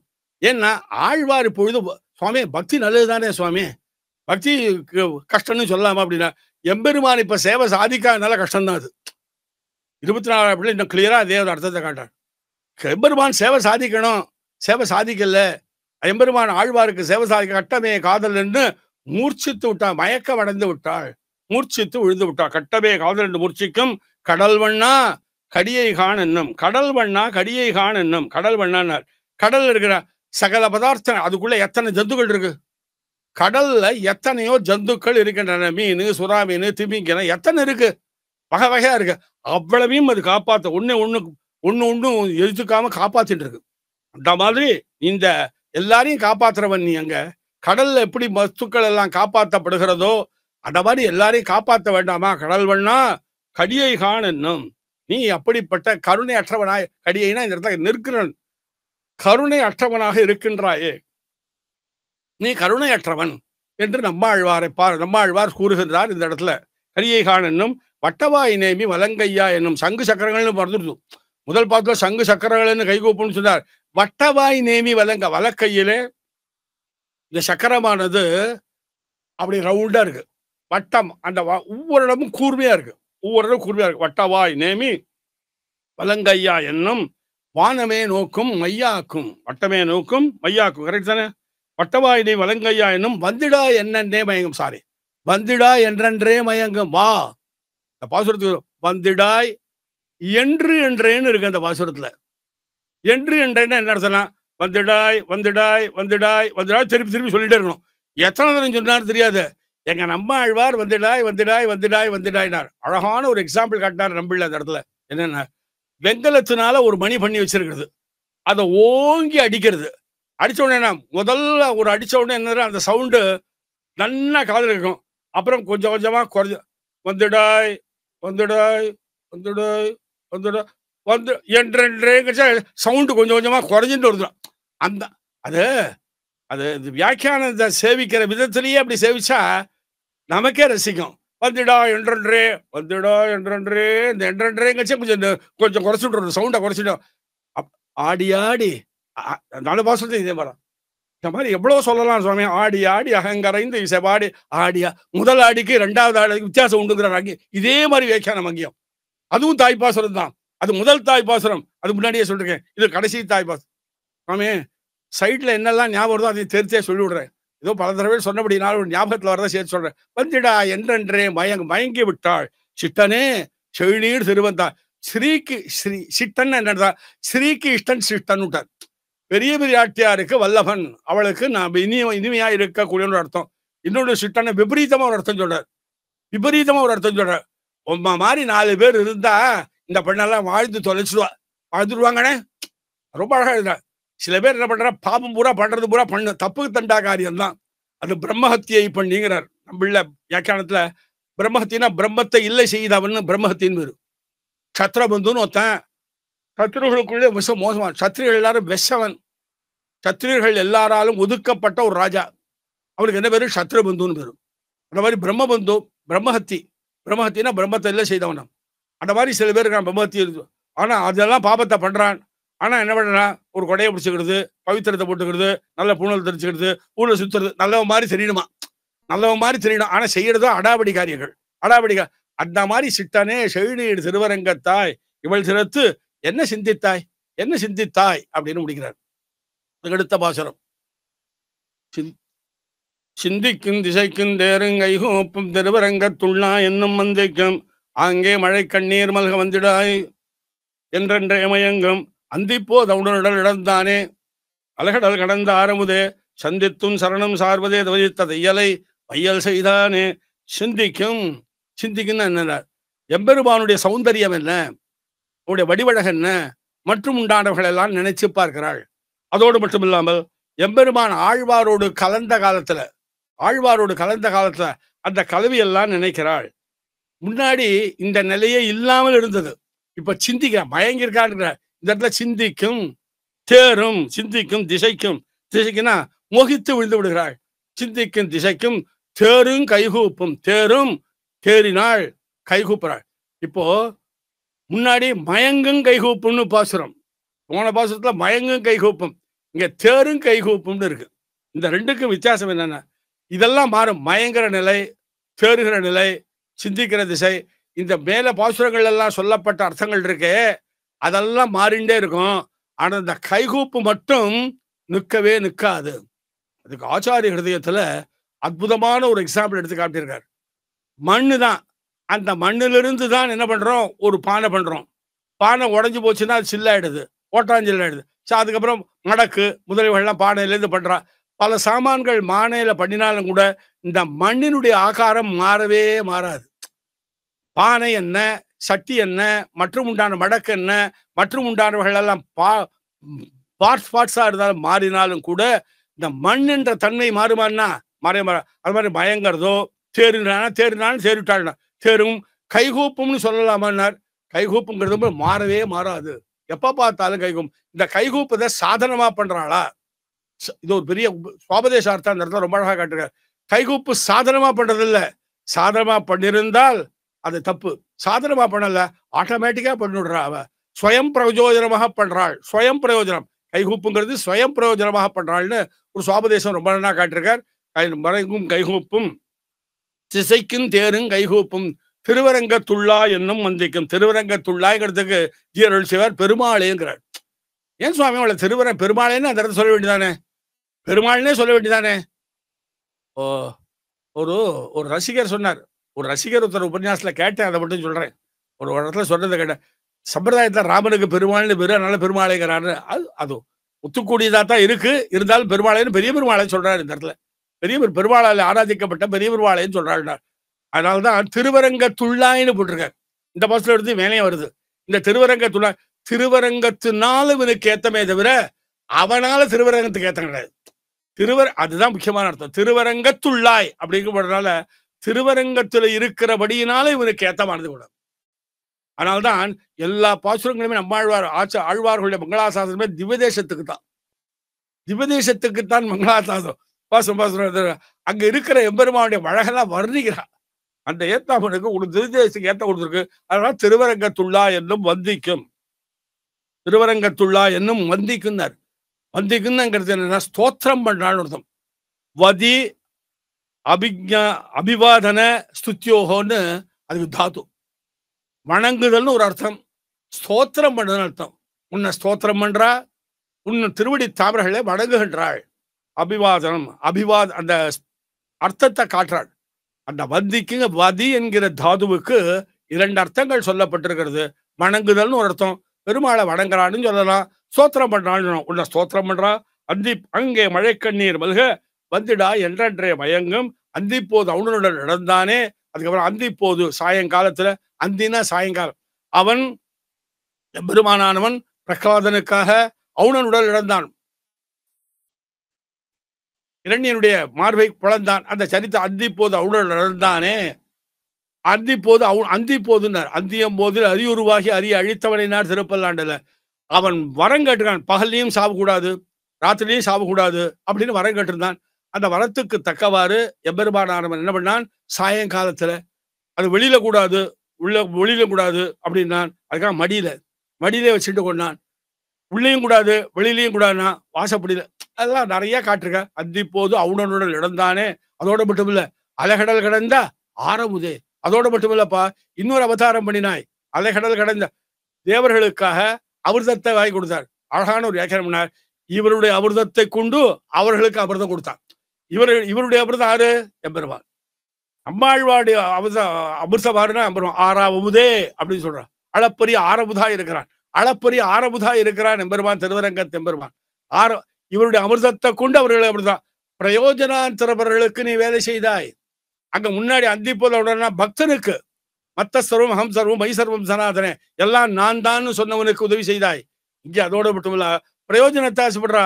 எம்பெருமான் கடல் கடையிறான். அப்படி கடல் கடைச்ச இப்படியே பார்த்துருந்தார் பார் எங்க சுவாமி. இப்படியே கண்ணை எமையாமல் பார்த்துருந்தானா. ஏன்னா கண்ணை கொட்டினா எங்கேயா போயிடுவோம்ட்டோ இப்படியே பார்த்துட்டு இருந்தா. பக்கத்துல 1000 தோளால் அலகடல் கடைந்தான் அரங்கமான ஹரவர்தானேன்னு திருமங்கேழ்வார் பாசுற 4 தோளே பராக்கிரமித்தது. 4 தோள் தான் அவனுக்கு. ஆனா 1000 தோளால் அலைகடல் கடைந்தான். அப்படிப்பட்ட அழகான எம்பெருமானை பார்க்காமல் இவ அமிர்தம் எப்போ வரும்னு பார்த்துருந்தா. அதனால அலைகடல் கடைந்த ஆரமுதே சந்தித்துன் சரணம் சார்வதே தையல் மையல் செய்தானே. சந்தித்துரணம் சரணம்னார். இந்த 2 அர்த்தம். உன் திருவிழிகளை எப்பொழுது கிட்டுவாள், உனக்கு எப்போ கைங்கரியம் பண்ணுவாள்னு ஒரு அர்த்தம். இன்னொரு அர்த்தம் என்னன்னா, இப்போ உன் திருவிழிகளை எப்போ சேருவா, உன் திருவிழிகளை எப்போ சேருவா, அப்படி ஒரு அர்த்தம் பண்ணலாம். 2 அர்த்தம் ஆகும். மையல் செய்தானே மயக்கபடை செய்தானேன்னு பாசுரம். அடுத்த பாசுரம், மையல் செய்தென்னை மணங்க வந்தானே என்னும் மாமாயனே என்னும் செய்யவாய் மணியே என்னும் தன்முனல் சோழ் திருவரங்கத்துள்ளா என்னும் பெய்யவாள் தண்டு சக்கரம் சங்கு சக்கரம் வில்லு எந்தும் வெண்ணோர் முதல் என்னும் பைகொள் பாம்பனையாய் இவள் தருத்தருளாய் பாவியன் செயல்பால் அதுவே. மையல் செய்து என்னை மணங்க வந்தானே என்னும், எனக்கு மட்டும் அறிவு இருந்ததுன்னா, என் பெண் பிள்ளைக்கு அறிவு இருந்ததுன்னா அவனை மயங்க பண்ண முடியாது. என் பிள்ளைக்கு உணர்ச்சின்னு பேருதான். உணர்ச்சி இருந்தால் என்ன, இது வத்திரேகமா வியாக்கியானம் பண்றாரு இந்த இடத்துல. மையல் செய்து என் பெண்ணை மயங்க பண்ணி எடுத்துட்டான். மையல் செய்து மனத்தை திருடிவிட்டான் அப்படின்னு எடுத்தான். உடம்பு மட்டும் இருக்கு ஆனா மனசு போயிடுச்சு. உடம்பு மட்டும் இருக்கு, மனசு போயிடுச்சு. அது எது போல எதிரிகளை ஒருத்தன் ஜெயிக்கணும்னா என்ன பண்ணுவான்னா, அவன் வீக்னஸ் என்னன்னு தெரிஞ்சுட்டு இருப்பான். அவன் இடம் பார்த்து சமயம் பார்த்து எதிரியை தாக்குவா. அந்த மாதிரி எம்பெருமான் என்ன பண்ணா, இவளை மையல் செய்து மயக்கவடைய செய்து இந்த மனசை கவர்ந்தான். அதுக்கு இன்னொரு எக்ஸாம்பிளும் காட்டினார். என்னன்னா, திருவரங்கத்துல புனுகு சட்டம்னு இருக்கு. வெள்ளிக்கிழமை புனுகாப்பு. அந்த புனுகுங்கிறது ஒரு பெரிய ஒரு வஸ்து. அதை என்ன செய்வா, நெருப்புல காட்டுவா. நெருப்புல காட்டின உடனே தினம் அது வெள்ளிக்கிழமை நடக்கும். இன்னும் திருவரங்கத்துல இன்னைக்கும் வெள்ளிக்கிழமை பார்க்கலாம். அந்த அதனாலேயே அந்த வியாக்கியானம் பண்றா. திருவரங்கத்துல நடக்கக்கூடிய வியாக்கியானத்தையே இந்த இடத்துல காட்டுறாரு. இந்த இடத்துல அந்த புனுகு என்ன பண்றா, நெருப்புல காட்டுவா. அப்படி காட்டின உடனே அமுக்கினாக்க அதுல இருந்து எண்ணெய் விழுந்துரும். அந்த சட்டையை தூக்கி போடுவா, அந்த சட்டத்தை தூக்கி போட்டுருவா. அந்த மாதிரி எம்பெருமான் என்ன பண்ணான்னா, மனசை திருடிட்டான், உடம்பு மட்டும் இருக்கு. மையல் செய்து என்னை வணங்க வந்தானே என்னும் மாமாயனே என்னும். மாயன்னு சொல்லல, மாமாயனே என்னும்னார். இந்த மாமாயன்கிறதுக்கு பல அர்த்தங்கள். எம்பெருமான் தாழ நிற்கிறான், ஆழ்வாடத்தை தாழ நிற்கிறான். அது எம்பெருமானுக்கு பரத்துவத்தை காட்டிலும் பிரணயித்துவம். மனைவி இடத்திலே, காதலி இடத்திலே பிரணயினா காதலின்னு அர்த்தம். பிரணயி என்றால் காதல் அர்த்தம்.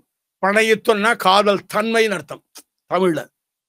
பிரணயினிடத்திலே இருக்கிற காலத்திலே எம்பெருமான் தாழ நிற்கிறான். நம்மாழ்வாராக பெண்பிள்ளத்திலே தாழ நிற்கிறான். பரத்துவத்தை காட்டிலும் பிரணயத்துவத்துக்கு ரொம்ப முக்கியம். இது பிரணயத்துவத்துக்கு முக்கியங்கிறார் பராசர நம்பிள்ளையானவர் வியாக்கியானத்தில். செய்யவாய் மணியே என்னும் அந்த மாயங்கள்ல ஒண்ணும், அந்த மாயங்கள்ல ஒண்ணும். செய்யவாய் மணியே என்னும் செய்வாய். எம்பெருமான் வாயை திறந்து ஒரு வார்த்தை புனிதரிப்பு செல்ல நினைக்கிறான். அப்படி நினைக்கச்சு இந்த வாய் அப்படி அசைச்சான். அப்ப வாயில் இருக்கிறது சிவப்பு. செய்யவாய் மணியேன்னு அவனுடைய உடம்ப காட்ட.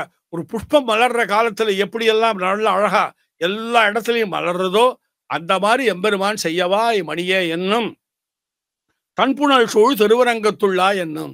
இது நல்லா தீர்த்தமானது, குளிர்ச்சியான தண்ணீரானது ஓடக்கூடிய திருவரங்கத்தில் இருக்கிறவனே வெய்யவாள் தண்டு சக்கரம் வில்லேந்தும் வில்லேந்தும் விண்ணோர் முதல் என்னும். விண்ணோருக்கு முதலா இருக்கிறான், முன்னோர்களுக்கு காரணமா இருக்கிறான், விண்ணோருக்கு முதலா இருக்கிறான். அப்புறம் பைகொள் பாம்பனையாய் இவள் திறத்து அருளாய் பாவியேன் செயற்பால்வே. பைகொள் பாம்பனையாயினார். திருவரங்க தெம்பெருமான் ஆதிசேஷன் மீது சயனித்துக் கொண்டிருக்கிறான்.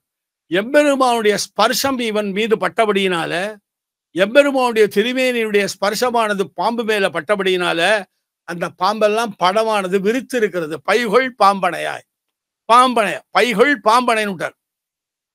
இருளிய சுடர்மணிகள் இமைக்குன்னு அந்த இடத்துல தான் பாசனம் நிறைய சொல்லப்பட்டிருக்கு. அந்த மாதிரி இந்த பைகொள் பாம்பனையாய் இவள் திறத்து பாவியேன். இவள் கஷ்டப்படுவதற்கான நான் செஞ்ச பாவம், நான் செஞ்ச பாபத்தினால இந்த பெண் பிள்ளையானவள் கஷ்டப்படுகிறாள் அப்படி விட்டார். அப்படியா சுவாமி அப்படின்னு ஆமான்னாள். அதுக்கு ஒரு அழகான பாசுரம் இருக்கிறார். இந்த கைகேயி எம்பெருமான் காட்டுக்கு போனதற்கு காரணம் யார் தெரியுமா? அதுக்குன்னு ஒரு பாசுரம் ஆச்சரியமா பாசுரம் கம்பர் வால்மீகி ராமாயணத்தையும் இருக்கு, கம்ப ராமாயணத்திலையும் பாசுரம் இருக்கு. வால்மீகி ராமாயண பாசுரம் ஞாபகம் வருதுனால அதை மட்டும் சேர்த்து சொல்றேன். மத்பாபமே வாத்திர நிமித்தமாசித் தான் வரதாழ்வான். ந மந்தராயா நச்ச மாதுரஸ்யா ந ராஜ்யோ நச்ச ராகவஸ்ய மனப்பிரவேசே ரகுநந்தனஸ்ய மத்பாபமே வாத்திர நிமித்தமாசின்னு அழகான பாசுரம். இந்த பாசுரத்தை நம்ம பூர்வாச்சாரம் ரொம்ப அழகாக வியாக்கியானம் பண்ணிருக்காரு. திருநெல்வேலி ரொம்ப அழகான வியாக்கியானம், கொஞ்சம் சேர்த்து சொல்றேன். மற்றெல்லாம் நடந்த விஷயங்கள் அதே மாதிரி இந்த பாசுரம் அழகான கடைசி அடி ரொம்ப அழகான அர்த்தம். கைகேயிக்கும் ராமன் காட்டுக்கு போறதுக்கு காரணமா மந்தரா கூனி தான். இந்த கூனியை ஏற்றினான், அவ தான் கெடுத்தாள். எல்லாருக்கும் தெரிஞ்சிடும். எடுத்த கூனி தான் கையை முதல்ல எடுத்தாள். இன்னும் மந்தராயா கூனி காரணம்ச்சான். இல்லை கூனி காரணம் இல்லை, கைகை காரணம்ச்சான். கைகை காரணம் இல்லை, ராஜா காரணம். தசரத சக்கரவர்த்தி தான். தசரத சக்கரவர்த்தி காரணம் இல்லை, இங்க ராமன் காரணம். ராமன் காரணம் இல்லை, நான் ஒரு பாவி பிறந்தேன்னு நானே தான் ஆயிடுங்கிற இடத்துலலாம் அர்த்தம். திருப்பாவையில் எல்லை இளங்கிலிய பாசுரத்தில் நானே தான் ஆயிடுங்கிற பாசுரத்தில் எல்லாம் வியாக்கியானம். நான் செய்த பாபம்னார். சரி, கூனி ஆஃப்டர் ஆல் ஒரு வேலைக்காரி, அவள் ஒரு வேலைக்காரி சுவாமி. அந்த வேலைக்காரி சொல்றதை கேட்கணுமா? அவ கேட்டா. அதனால குத்தம் கைகை கூனி மேல கிடையாது, கைகை மேல குத்தம்னா. கைகை மேல என்ன குத்தம்? தம்புள்ள பட்டத்துக்கு வந்தா சந்தோஷம் தானே சுவாமி. ரொம்ப நான் சுருக்கி சொல்றேன் வியாக்கியானத்தை. முதல்ல சிம்பிளா வியாக்கியானம் தமிழ் அர்த்தத்தை காட்டிட்டார். அதுக்கப்புறம் பெரிய வாச்சாமில்ல வரிக்கு வரி வரி ரொம்ப அழகா விவரிச்சு ஒரு அரை பக்கம் எழுதுறாரு. கைகைக்கு தன்புள்ள பட்டத்துக்கு வர்றது எல்லாருக்கும் ஆசை தானே. ஆனால் கைகையுமே தான் காரணம்னா. கைகை காரணமா இருக்கட்டும், ராஜா காரணம். நேற்று வரலும் இவனுக்கு பட்டத்துக்கு ராமனுக்கு பட்டாபிஷேகம் பண்ணேன்னு சொல்லிவிட்டு இன்னைக்கு மாட்டேன்னு சொன்னானோ இல்லையோ, அது மேல ராஜா மேல காரணம் தான். ராஜா மேல காரணம் இல்லை. உடனே ராமன் என்ன செஞ்சிருக்கணும்? ஏய், நேற்றுக்கு எனக்கு பட்டம் தரேன்னு சொன்னியோ இல்லையோ, இன்னைக்கு மாட்டேன்னு சொன்னியே அப்படின்னு சொல்லிட்டு ராமன் மேல காரணம். ராமன் ரொம்ப நல்லவன் சுவாமி, அவன் இந்த மாதிரிலாம் பேசுவான் அப்பாட்ட, அதனால பேச மாட்டான். நான் ஒரு பாவி பிறந்தேனே, நான் பாவி பிறந்தபடினால்தான் இந்த நிலைமை ஏற்பட்டு விடும். மத்பாபமே வாத்திர நிமித்தமாசித். நான் ஒரு பாவி பிறக்கலைன்னா இந்த ராமன் காட்டுக்கு போயிருக்க வேண்டிய நிலைமை ஏற்பட்டிருக்கான்னு தன் பக்கல்ல பாவத்தை ஏற்றுக்கொண்டான். இல்லாத குற்றங்களை சிலர் ஏறிட்டு சொன்னாலும் உண்டு என்று இசைகிறே ஸ்ரீவைஷ்ணவத்த லட்சணம்னு வியாக்கியானம். அப்படிப்பட்ட தான் குத்தமே பண்ணல, இவர் ஏற்றுக்கொண்டான். அது நம்முடைய சம்பிரதாயத்துல ரொம்ப முக்கியமான விஷயம். திருப்பாவை வியாக்கியானம் அழகா சொல்லப்பட்டிருக்கு. அப்படிப்பட்ட இந்த நான் செய்த பாபத்தினால என் பெண்பிள்ளையானவள் இந்த மாதிரி கஷ்டப்படுற மையல் செய்து என்னை வணங்க வந்தானே என்னும் இந்த நிலைக்கெல்லாம் காரணமே என் பெண் பிள்ளை என்று இந்த பாசுரத்தை முடிக்கிறார். அதுக்கு அடுத்த பாசுரம். பல துன்பங்கள் இன்பங்கள் படைத்தாய் பற்றிலார் பற்ற நின்றானே, கால சக்கரத்தாய் கடலிடங்கொண்ட கடல் வண்ணா கண்ணனே என்னும், செயல்கொள் தன் புனல் சூழ் திருவரங்கத்தாய் என்னும் என் தீர்த்தனே என்னும், கோலமா மழைக்கண் பண்ணி மல்க என்னுடைய கோமள கொழுந்தே. பால இன்பங்கள் படைத்தாய் பற்றிலார் பற்ற நின்னானே. இன்ப துன்பங்கள். பால் என்றால் இடம் என்று ஒரு அர்த்தம். 4 அர்த்தம் பால்ங்கிறதுக்கு. பாகம், இயல்பு, இடம், நியாயம். நியாயம்னா முறைன்னு வச்சுக்கலாம், தமிழ முறைன்னு சொல்லலாம். 4 அர்த்தங்கள் இந்த பால்ங்கிறதுக்கு. ரொம்ப ரொம்ப ஃப்ரீ ரெண்டரிங் எல்லாம். அப்பால போ, இப்பால வா, அப்பால போனா அந்த படத்துக்கு போ, இப்பால வானா இந்த இடத்துக்கு வா அப்படின்னு. பால் என்றா இடமறிந்து துன்பங்களையும் இன்பத்தையும் கொடுக்கிறவனே. இடமறிந்து சில பேருக்கு ஆணைக்கு தக்க வாதம் பா. இப்போ ஒருத்தனுக்கு கால் வீங்கி இருக்குன்னா ஆனை கால்ங்கிறான், ஆனை கால் வீங்குதா அது பெருசா இருக்கும். தெரியுறதா? அவரவர்களுக்கு துன்பம் இன்பம் ஒருத்தருக்கும். ஒரு குழந்தை இருக்கு, அந்த குழந்தைக்கு என்ன இருக்கும்? ஒரு துன்பம் இருக்கும். ஆனா அதே பெரியவனுக்கு அதே மாதிரி துன்பம் சொல்ல முடியுமா? இருக்கும். சுகமும் அதே மாதிரிதான், துக்கமும் அதே மாதிரிதான். அதனால இடத்துக்கு தக்கவாறு பால்னா இடம்னு வச்சு ஒரு வியாக்கியானம் பண்றார். பால துன்பம் இது முதல் வியாக்கியானம். அப்புறம் நஞ்சியர் இன்னொரு வியாக்கியானம் பண்றார். அடியார்களுக்கு எம்பெருமானானவன் வாழ்ச்சி கொடுக்கிறான், அடியார் அல்லாதாருக்கு எம்பெருமான் துன்பத்தை தொடரான். எல்லாரையும் அவரவளுக்கு தந்த மாதிரி அடியார்களுக்கு செய்குந்தா அருந்தீமை உன் அடியாருக்கு தீர்த்து அடியாருக்கு தீர்த்து அசுரருக்கு தீமை செய்குந்தாங்கிறார் நம்மாழ்வார் 2ஆம் பத்தில். ஆச்சரியமான பாசம். வைகுந்தா அப்படி வேண்டிய பாசுரத்தில் ஆரம்பத்தில் சொல்றார். அடியார்களுக்கு துன்பத்தை போக்குறான். அதே மாதிரி எம்பெருமான் என்ன பண்றான்? அசுரர்களுக்கு அந்த தீமையை போகிறான். இந்த 2 பாசம், இந்த 2வது, இந்த மாதிரி ஒரு 2வது வியாக்கியானம். இடமறிந்துன்னு ஒரு வியாக்கியானம். அப்போ அவரவர்களுடைய துன்பத்துக்கும் இன்பத்துக்கும் காரணம் அவரவர்களுக்கு தக்கவாறு செய்யறான்னு அர்த்தம். அந்த இடத்துக்கு தக்கவாறு. இங்க அப்படி இல்லை. அடியார்கள் வாழ்விக்கிறான், அடியார்கள் அல்லாதாரு இருக்கிறான். அந்த செய்குந்தா அருந்தீமை பாசுரத்துல ஒரு அழகான எக்ஸாம்பிள் காட்டுறாரு. சேர்த்தே சொல்லி விடுறேன். ரொம்பமான எக்ஸாம்பிள் காட்டிருக்காரு. இங்க கடற்சடத்துல எம்பெருமான் சரணாகதி பண்ணினான். கடற்சடத்துல எம்பெருமான் சரணாகதி பண்ணினான். அந்த சரணாகதி பண்ற காலத்துல அவன் முகம் காட்டல. அப்புறம் கொண்டு வா தக்கானே, அம்பையும் வில்லையை கொண்டாடா, சாப்பபாலைய சௌமித்திரேன்னு சொன்னான். அதான் நடுங்கின்னு வந்துட்டான்.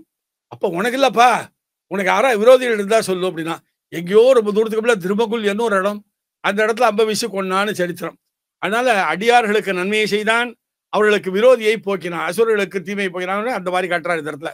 அதுக்கு ரொம்ப இதே உலகமுண்ட வருவாயா திருவாய்மொழியில ஒரு ஆச்சரியமான அனுபவத்துல காட்டியிருக்காரு. அந்த இடத்துல இந்த சைகை, இந்த கை, இந்த கடற்சடத்துல இவ்வளவு கோபப்பட்டான எம்பெருமான் இந்த கோபத்தை ஏன் கைகை இடத்துல காட்டல?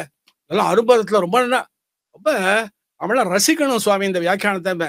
அந்த ஏன் காட்டல அப்படின்னு கேட்டார். அங்கதான் வாக்கியானம் சொன்னார். இந்த இடத்துல கைகை இவனை சாமர்த்தியம் இல்லைன்னு நினைக்கல, தன் பிள்ளைக்கு இது சாமர்த்தியம் இல்லைன்னு நினைச்சுடுத்து. இந்த சமுத்திரமானது ராமன் வக்கு இல்லாதவன், சாமர்த்தியம் இல்லாதவன் நினைச்சுட்டோ. அடாவா அம்பால இந்த சமுத்திர 50 பூதங்கள் இருக்கு, நிலம் நீர் தாகால் வெண்ணெல்லாம் இருக்குது. இந்த தண்ணிங்கிற தத்துவம் இல்லாம பண்ணி விடுறேன், சாப்பமானே சௌமித்ரே எல்லாம் காலாலே நடந்து கொண்டு. அவ்வளவு கோபம். இந்த ஏன் காட்டல்லேங்கிறத அரும்பதத்துல ரொம்ப நல்லா எடுத்து காட்டியிருக்காரு இந்த வியாக்கியானத்துல. எதுக்காக சொல்றேன்? செய்குந்தா அருந்தீமை உன் அடியாருக்கு தீர்த்து அசுரர்கள் தீமை செய்குந்தான்னு பாசுரம் இருக்கிறபடினால அப்படிப்பட்ட அர்த்தம். அந்த அர்த்தத்தை காட்டுறார். பால சுன்மங்கள் இன்பங்கள் படைத்தாய், பற்றிலார் பற்ற நின்றானே. ரொம்ப முக்கியம். பற்று இல்லாதவனுக்கும் பற்றை தருகிறவன் அசரண்ய சரண்யன் பெருமான. சரணமல்லங்கிறவனுக்கும் சரண்யனாய் இருக்கிறான் பெருமான். அப்படி உண்டானார். தன்னிடத்திலே பாபத்தை பண்ணினான், ஆறு துன்பத்தை பண்ணினான். ஆறுக்கு ராமனிடத்திலே துன்பத்தை பண்ணினான். ஆறு காகம் பண்ணித்து. ஜெயந்தன் என்கிறவன் இந்திரனுடைய மகன். அவன் என்ன பண்ணான்? சீத்தையனுடைய அங்கங்கள்ல ஆசைப்பட்டான். அதனால மார்பிலே சில தீங்குகளை பண்ணினான். ரத்தம் பெருகோடுறது. அப்பொழுது என்ன செஞ்சான்? அப்ப தொடுத்தான். சபித்ராஜ பரித்தக்தா சுரைச்ச மகர்ஷிபிகி திரீலோகான் சம்பரிக்கிரம்பிய தபேவ சரணங்கதா. ஆக தன்னிடத்திலே பற்றை அறுத்து கொண்டு போனவன் யாரானு காப்பாற்றுவாளான்னு போனான். அல்ல வியாக்கியானம் பண்றது அடிட்டு நேரம் இல்லாதனால நடுறேன். சபித்ராஜ பித்ரா சபித்ராச்சேன்னர். பித்ரா அப்பாவும் கைவிட்டான். இந்த சாவு கூட அர்த்தம் சொல்றவா நம்ம சம்பிரதாயத்துல. அப்பா கைவிட்டான்னா அம்மா முன்னாடி கைவிட்டான்னு அர்த்தம். புருஷகார பூசையா இருக்கக்கூடிய அம்மாவும் கைவிட்டு விட்டா. சபித்ராஜ பரித்தக்தா. தேவர்கள்லாம் காப்பாற்றுவாள், தேவர்களை விட்டா. சபித்ராஜ பரித்தக்தா சுரைஷ மகர்கள் காப்பாற்றுவாள். அவளுக்கு அதை எவன் திறக்கிறானோ அவன் தலையில முதல்ல விழும் அம்பு, அவனைத்தான் கொல்லும். அப்படி இவனை அம்பு அவ்வளவு தூரம் இவனை காப்பாத்திட்டே போடுது.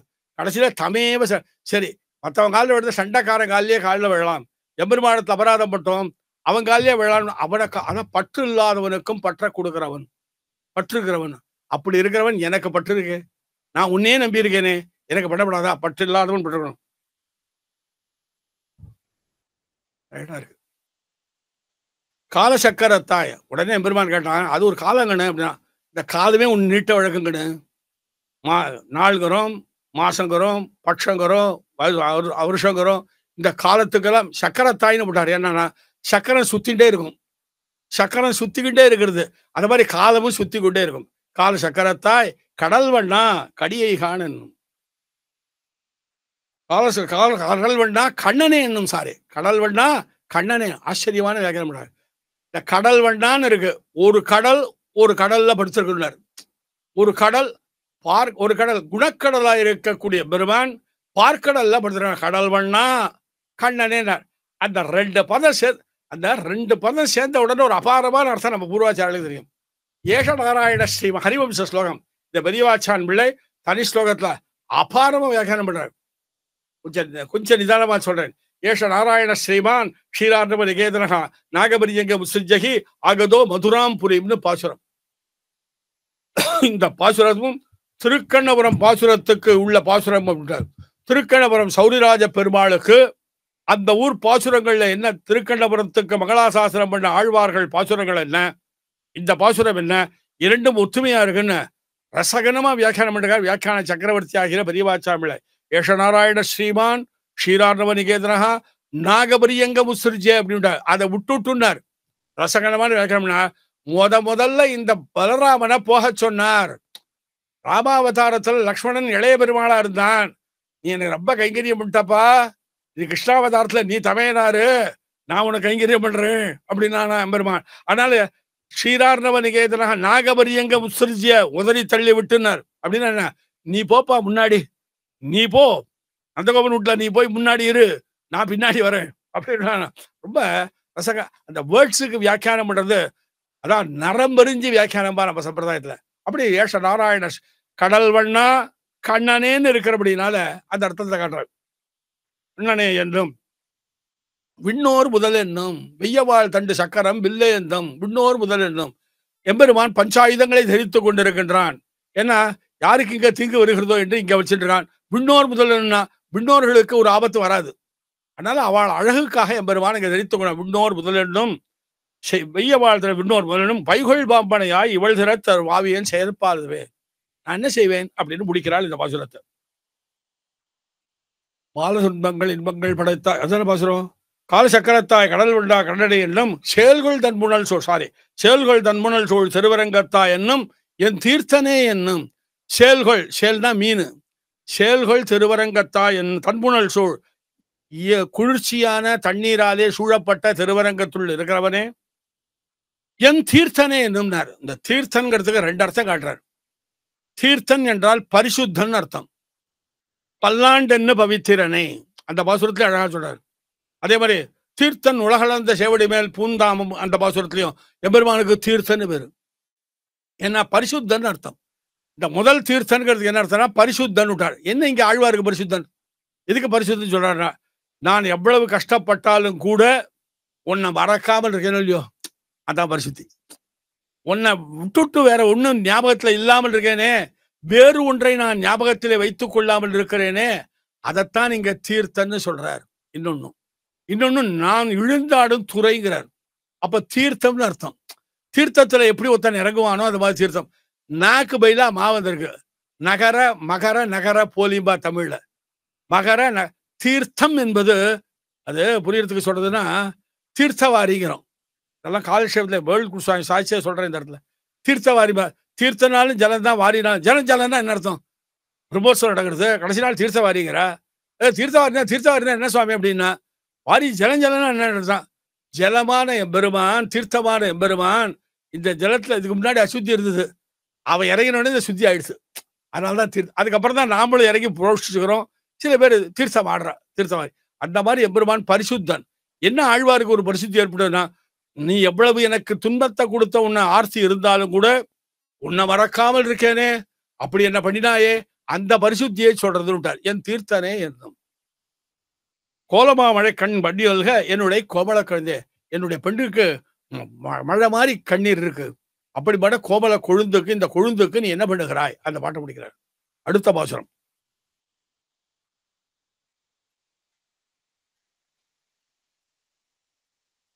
கொழுந்து வானவர் கண்ணும் குன்றேந்தி கோனிரை காத்தவன் என்னும் அழுந்தொழும் மணல ஆவியவே இருக்கும் வஞ்சன வண்ணனே என்னும் எழுந்து மேல் நோக்கி மெய்ப்பொழுதிறக்கம் எங்கனே நோக்குகேன் என்னும் செழுந்தடம் புனல் சோழ் திருவரங்கத்தா என் செய்கேன் என் திருமகட்கு திருவரங்கத்தா என் செய்கேன் என் திருமகட்கு கொழுந்து வானவர்களுக்கு என்னும் ஒரு செடி இருக்கு. அந்த செடிக்கு முன்னாடி இருக்கிறது தளிர் இருக்கும், அதான் கொழுந்துன்னு பேரு. வானவர்களுக்கெல்லாம் பெருமான் தலைவனா இருக்கிறான். கொழுந்து வானவர்களுக்கு என்னும் உண்மை தமிழ் அர்த்தம். இந்த இடத்துல அவ்வளவுதான் வியாக்கியானமேங்க. வானவர்களுக்கு நித்திய சூரியர்களுக்கு எம்பெருமான் என்ன இருக்கான்? கொழுந்தா இருக்கிறான். அதோட இல்ல, பரமவிதத்தில் இருக்கான். அது பரத்துவத்தை பத்தி சொன்னார். கொழுந்து வானவர்களுக்கு பரத்துவத்தை சொன்னார். குன்னேந்தி கோழிட காத்தவன் என்னும் இந்திரனானவன் கல்வர்ஷத்தை கல்லெடுத்து கல்வாரி காத்தாயினுட்டு எம்பெருமான் கண்ணன் அந்த ஊர்ல இருக்கான், ஆய்ப்பாடியில் இருக்கான். அந்த ஆய்ப்பாடியில் இருக்கிற எம்பெருமான் பார்த்தான் ஒரு நாள். இந்த இடையர்கள் எல்லாரும் வந்து வண்டி வண்டியா பிரசாதத்தை ஏற்றிட்டு போறான். இதெல்லாம் எங்க போறதுன்னு கேட்டான். இந்திரன்னு ஒரு தெய்வம், அந்த தெய்வத்துக்கு கொடுக்க விட்டு வரேன் அப்படின்னா. இந்திரன்னு ஒரு தெய்வம் உண்டா? என்ன நம்ம ஆச்சாரியர் கண்டா என்ன கண்ணன் நாஸ்திகனா ஆஸ்திகனா? நாஸ்திகன் தான் உண்டான்னு கேட்பான். அப்ப என்ன தவிர ஒரு தெய்வம் இருக்கா? என்ன தவிர ஒரு தெய்வம் இருக்கா அப்படின்னு கேட்டான். அப்படிப்பட்ட பார்த்தான். இத்தனை நாள் வருஷா வருஷம் நமக்கு வருஷத்துக்கு ஒரு தரம் நமக்கு உணவு சமர்ப்பித்து கொண்டிருந்தார்கள். அந்த பசிக்கோபம் தாங்கல்ல, கல் வருஷமா எடுத்தான். அதனால பெருமான் என்ன பண்ணான்? கல்லெடுத்து கல்மாறு, அந்த கல்லெடுத்துன்னாரு. இப்ப பெரிய வியாக்கியானம் அது. அவன் சோழசூழ் குன்னு எடுத்தது, சோழசூழ் குன்னு. ஆனா அந்த கல்லை எடுத்தான். ஒரு கல்லை எப்படி ரொம்ப சுலபமா எடுக்கணும்? எம்பெருமானுடைய சக்தியை சொல்றாரு அந்த இடத்துல. கல்லெடுத்து காப்பா அந்த பரத்துவத்தை அங்க சொன்னார். கொழுந்து வானவர்கண்ணுன்னு இங்க சௌலபியத்தை சொல்றாரு. கொழுந்து வானவர்கண்ணும் அழுந்தொழும் அனல ஆவியையும் இருக்கும். அழுந்தொழும் பாலர்கள் செய்வதையும் செய்தான், பக்தர்கள் செய்வதையும் செய்தான். அத குழந்தைகள் என்ன பண்ணா அழுதே காரியத்தை சாய்ச்சுன்றோம். பக்தர்கள் என்ன அப்ப போட்டேன் மனுஷுக்கோ தொழுதே ஜெயிக்கிறான். பாலர்கள் செய்தியும் செஞ்சான், பக்தர்கள் செய்வதையும் செஞ்சான். இது ஒரு வியாக்கியானம். இன்னொரு வியாக்கியானம் பண்ணார். பிரபன்னர்கள் செய்வதும் செய்தான், பக்தினிஷ்டர்கள் செய்வா.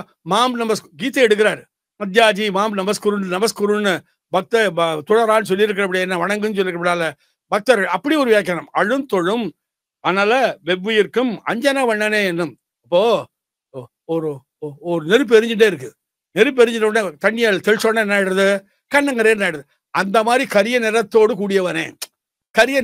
கூடியவனே என்னும் எம்பெருமான் வருவான்ட்டோ அப்படி பார்க்கிறார். எழுந்து மேல் நோக்கி மேல வருவானான்னு பார்க்கிறார். அப்புறம் பின்னாடி பார்க்கிறார்.